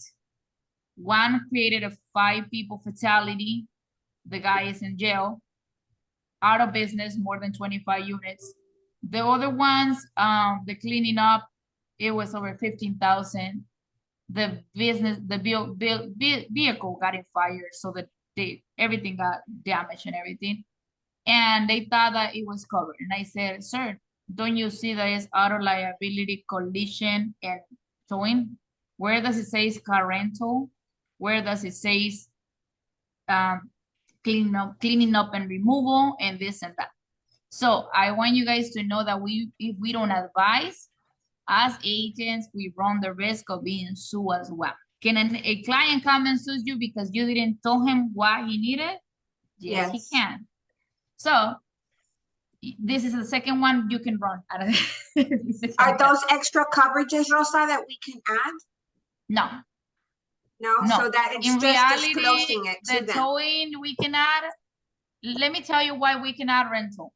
Cannot add rental and the other ones, because it's only general liabilities can do the cleanup and removal, and if they have the appropriate general liability, okay, the one that protects the company. But if you see truckers just getting USLI, general liability, the basic, the minimum, they don't ask for right coverages. And they will be asking for right coverage. Their premium will be like $6,000 a month. I'm sorry, a year. And they barely want to pay $500 a year. So if you ask me, is something deep that it needs to be fixed, that they need to be aware of, and they don't push for it, insurance companies don't offer it because the premium is higher. They already complain about the price. So at this point, if we struggle to sell an auto policy, can we struggle to sell the other endorsements within the other policy that is the general liability? Not everyone wants it. They get it because they're working for someone that they need general liability. But it's not because I want to be protected. I want to cover this area, cover that area. But I'm telling you, those costs put a trucker out of business. The cleaning up and removal, the tow yard, and the car rental. Because if that vehicle stays away from being fixed 15 to 30 days, the guy goes out of business. Is there a coverage we can offer for that? I mean, apart from this. General liability. You have to get the right general liability. That is called, it's cleaning up and removal, and it's called, the other one is, they can, no, not for rental, okay? But for the towing, yes, there's an endorsement for towing. For the yard, the insurance company will take care of the fee if everything falls appropriately. But there's things that can get messy. And I'm acting as a claim adjuster right here, and I shouldn't. When a client can get his vehicle out of the tow facility, but they decide not to because they need to pay $5,000 from Friday, Saturday, and Sunday. They need to pay $5,000, right? And they're like, no, that the insurance can pay it. By the time the claim adjuster comes in, evaluates the vehicle, it's 10 days. And the insurance company can say, well, this guy could have got the vehicle out. It's not total loss. Why he didn't do it? Oh, he relied on us. So he didn't care for his vehicle. We're not paying for it. He's paying the difference. So it can turn messy. That's why when there is an accident, you advise the client, you let me know immediately. Let me find what I can do for you immediately. And other people do the reporting and later on don't follow with the claim. So all those things, you need to be there for the client. It's not how they do it, is when, how, and how they fix it. I tell my client, hey, is the vehicle driver, get it out. Take pictures, get it out. Put it in a safe place where the adjuster can go in 5 days. And if they feel like they need to take it, they can take it. Do not make that invoice go high because you assume the insurance company will pay it. How about if they don't? Who's gonna pay? The client. So So as believe me. long as we disclose that, and I mean, is there any way that we cannot get sued if for any reason they feel that we didn't educate them? Like for instance, with the form that you made them sign as far as the premium, is there something that we can protect ourselves from that? It's better if you have a in-house form in your agency, like a checklist where you make the client aware of towing, aware of, hey, you run the risk of cleaning up and removal. Not everyone, you know, but in reality, the car haulers, they run the risk of needing a towing for every car that they're transporting. But that They will know it. protect us. Yes, Okay. but it's in-house. If I may add to that, honestly, whenever you just submitting the quote request, let's always provide it. Always provide what the coverage is, honestly. I always, you know, when you get the application sheet, you follow where the client needs to sign. I override them. I ignore. Yeah, they signed this. I make sure that the client signs where the name is written correctly, where the drivers are listed, where each unit is listed. I make them put initials, even the application didn't have that. When the premium, I make them be aware of what he is approving on the premium, because later on they did not know that that was the price. I made sure they initialize and sign even where there's no signature requested. Just for me, at one point to say, I make you aware. This was worth 40,000. I make you aware this was the monthly. I made you aware the driver that I was listing and the units that I was listing. You're not gonna come back to me and say, but Pedro was in an accident and you didn't list it, sir. You even initialized there. You didn't saw the drivers. Believe me, it's not my problem, it's your problem. So I kind of release that responsibility with signatures. I don't need to do an in-house quote, but I'll make sure they are aware. Blanket certificate holder. Blanket certificate holder is always yes. Why? Because you don't know who they work for and how many they work for, and they're not going to be honest with you. Like I say, everyone works for Uber and registered monitoring, but they might be working for so-and-so and the neighbors as well, Califas Products, etc. When you do a blanket and you don't come back to me and say, Rosa, I gave an course to Texas Calling Company, you already have the blanket. They can work for whoever they want. International border crossing risk.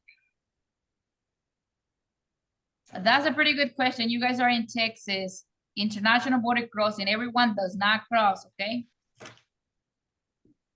Even though they do. So just make sure you ask them if they're crossing the border.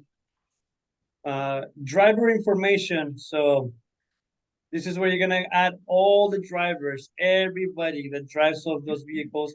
And we need to get the driver's license. Obviously, the driver's license that has the rating to be able to drive trucks. So we need everything right here. And it's important for us to know years of experience. This is always gonna help out a lot to know who we're working with. And if they have a relationship with the owner, it's important. Why this information? Because a lot of people believe it's like too much. Name, date of birth, driver license, and from what state is needed, yes. They first license. A lot of carriers want to know when they first got their commercial driver license, and the owner never knows. And you guys' job is to tell the owner, sorry, but you go back to the employees and ask them when did they got the first license. If they don't know the date, I need the precise month and year. Because yes, they are going to ask. Years of experience. I understand them that they only cared about having a driver and getting the load in and out. But if the DOT kicks in, they want this. If the DOT jumps into a company that has more than 7 units, one day I'm gonna get you guys the quoting sheet. What the DOT asks at the beginning is paperwork of the entity ready, Secretary of the State ready, a list of all the drivers, image of the driver license, MVRs in paper. They don't want it in the computer. Sorry, my dear friend, but if you have it in the computer, I don't have your time. I want to print them out. I want a folder. If they do they're registered at the, the health, the card, medical card, I want them in file. I don't want to find out that one of them is expired and you don't know it. If your license of your employee is expired, you need to be on top of them 30 days before, because if it's expired and your excuse is, I'm sorry, but I didn't know, you're a very unsafe employer at this point. So our Latina community does this? Do they know when they got it, when they renew, to be on top of their drivers, and how many years of experience? I don't think they know. It's just to make them aware that it's important for them to know. Robert 1, Robert 2, I want questions. I know you guys are a little bit quiet, but go ahead. I don't have any questions right now. But No questions? No questions. All right. Vehicles. Vehicle. Where do you get the vehicle information? Registration. Registration. Got it. And there is a system where it tells you the vehicle weight. I'll send it to you, Tony, if you don't have it. Where you put the VIN number, it tells you the vehicle weight in case the registration is not telling you and the client does not know it. Year, make, and model. The model is not on the registration. I want you guys to go to VIN, Carfax VIN verification, put the VIN number and get the model from there. The body type as well. Tony, what's the body type in there? Is the type of model of the vehicle you're insuring.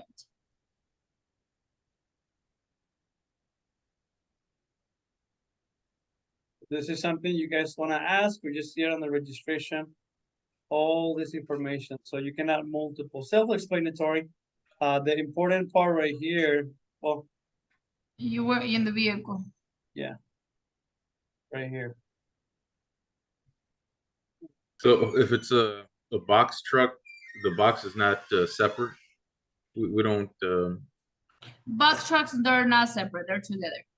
Okay, I know sometimes when I quote commercial, they ask for like the length and all that, or the feet of the size of the box. The size of the box, it can be 26, 39 feet. Well, in reality, anything that is connected, you do Okay. ask for the feet.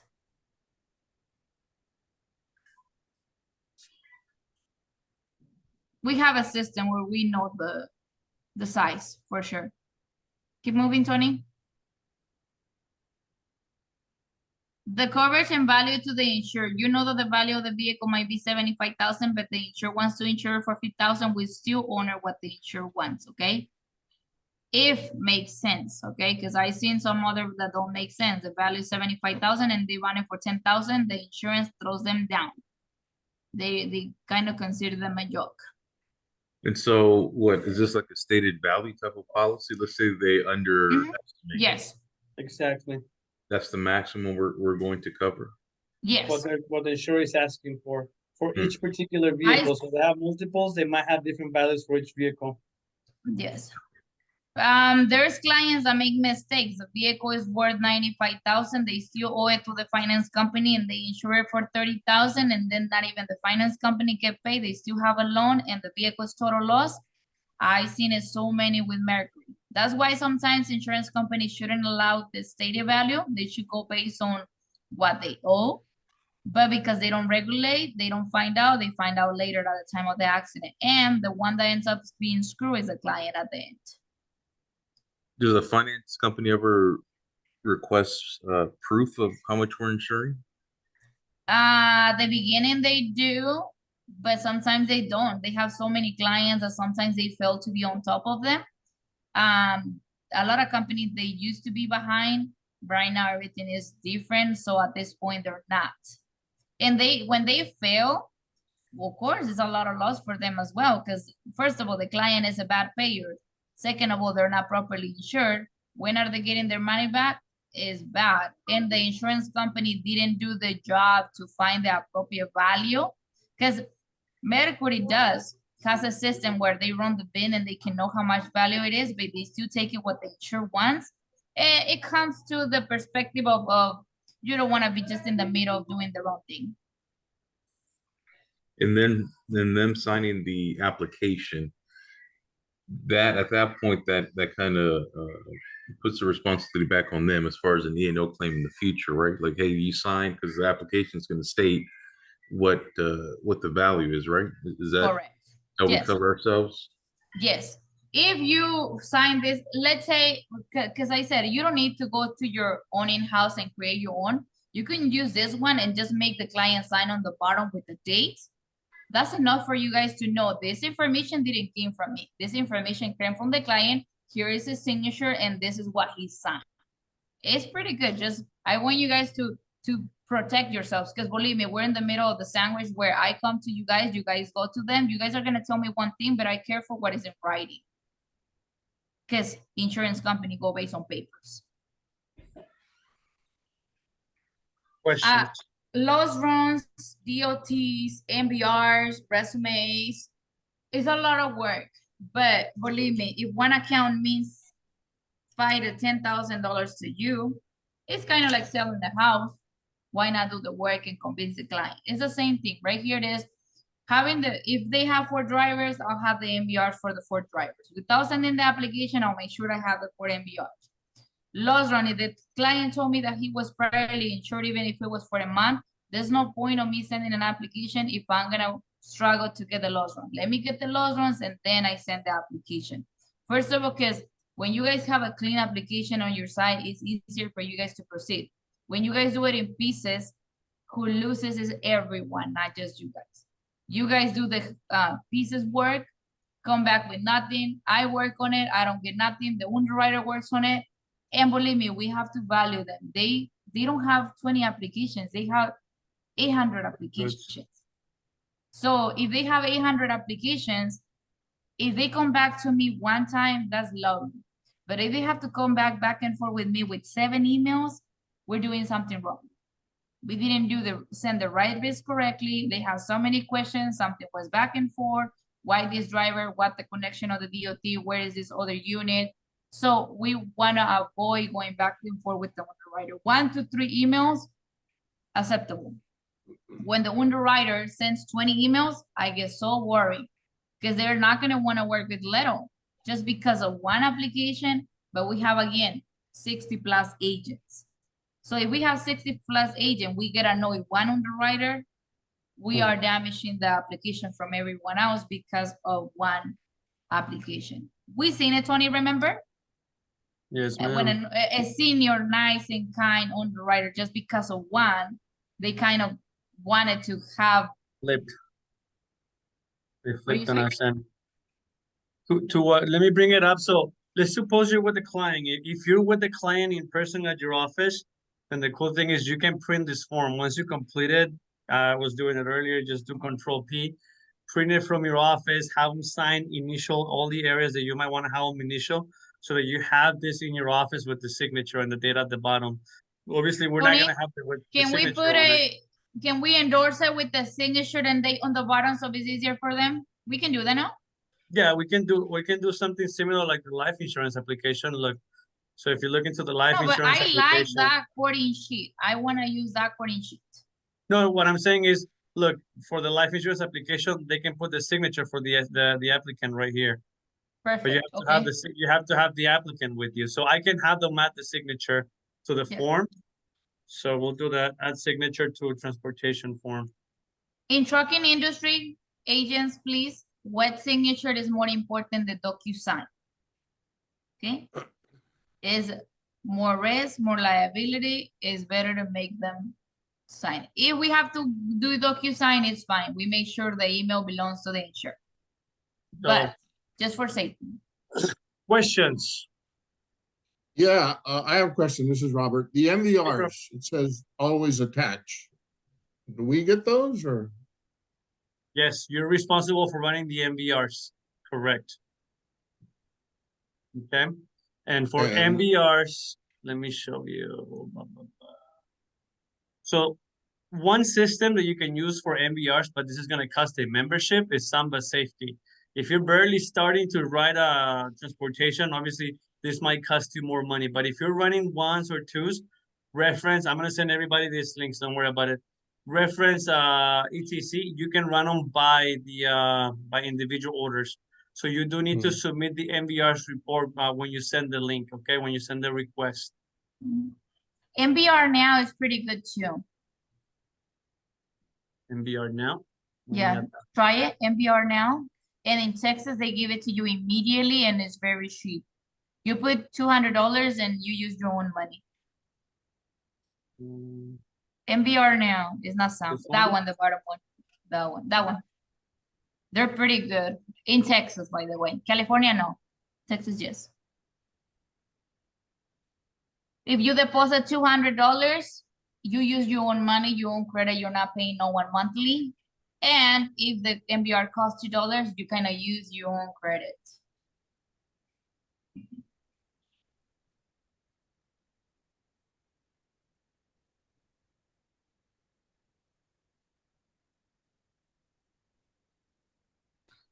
This question, Cynthia, do you know if the CHP has a website data where you guys can retrieve the public data for the Texas number? I don't know that. You don't know that? Okay, we're gonna dig into it so we can have, because the California data, we do have it, and we can immediately retrieve the CA number. So Texas should have one as well. But it's a CHP of Texas. We need to figure it out. How do we get access to it? I have a question. I think Mauricio disconnected already, right? What office is Mauricio with? No, they're disconnected. Robert, the name Robert, what office are you with? Because I know Robert Garza. I know you're under Ana Garza. But who's Robert? Yes, What office are you with? Oliver, Texas. Okay. Yeah, R. Oliver. Oliver. I was waiting for the last name. Okay, Robert.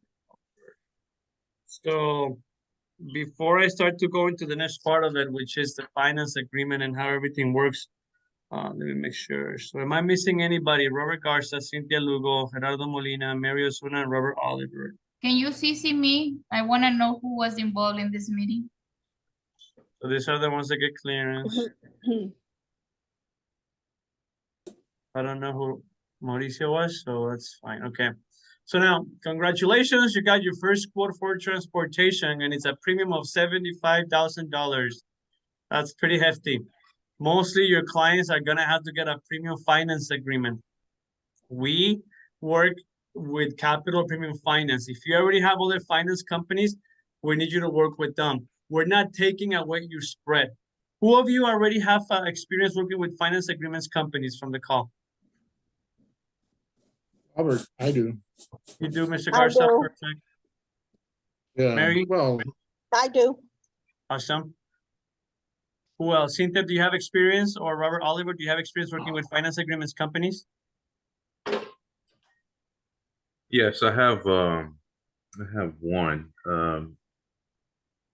standard premium. Okay.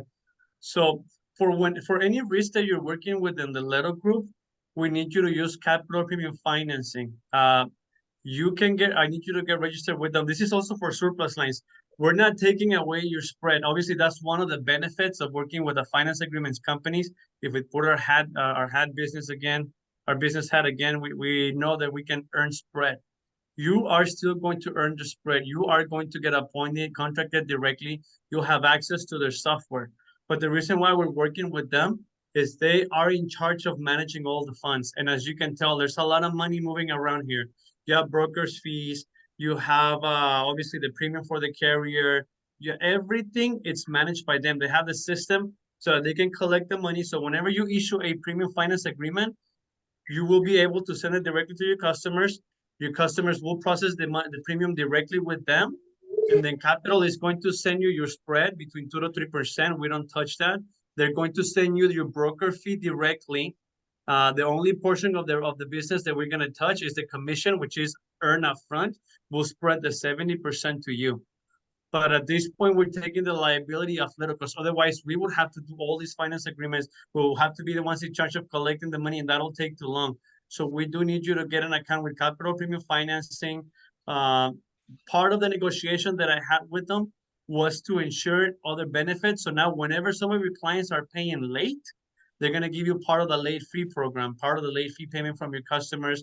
They are going to send you text messages directly if your customers haven't paid. Once again, if your customers are not paying, we want to make sure that we're not falling behind with the premiums, because now we're on the hook.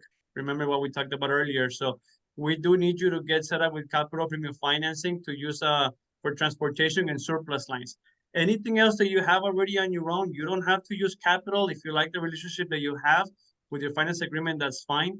But everything for within the Leto transactions, we do need you to use them. So you have to get set up with a system, with your own portal. You'll manage everything internally. And later on, if you want to use them because they're giving you part of the late fee program, it's up to you. But for Leto, we do need you to use them for these purposes. Does anybody have any questions as to why we partner up with Capital? No. Perfect. Questions? Let me stop the recording.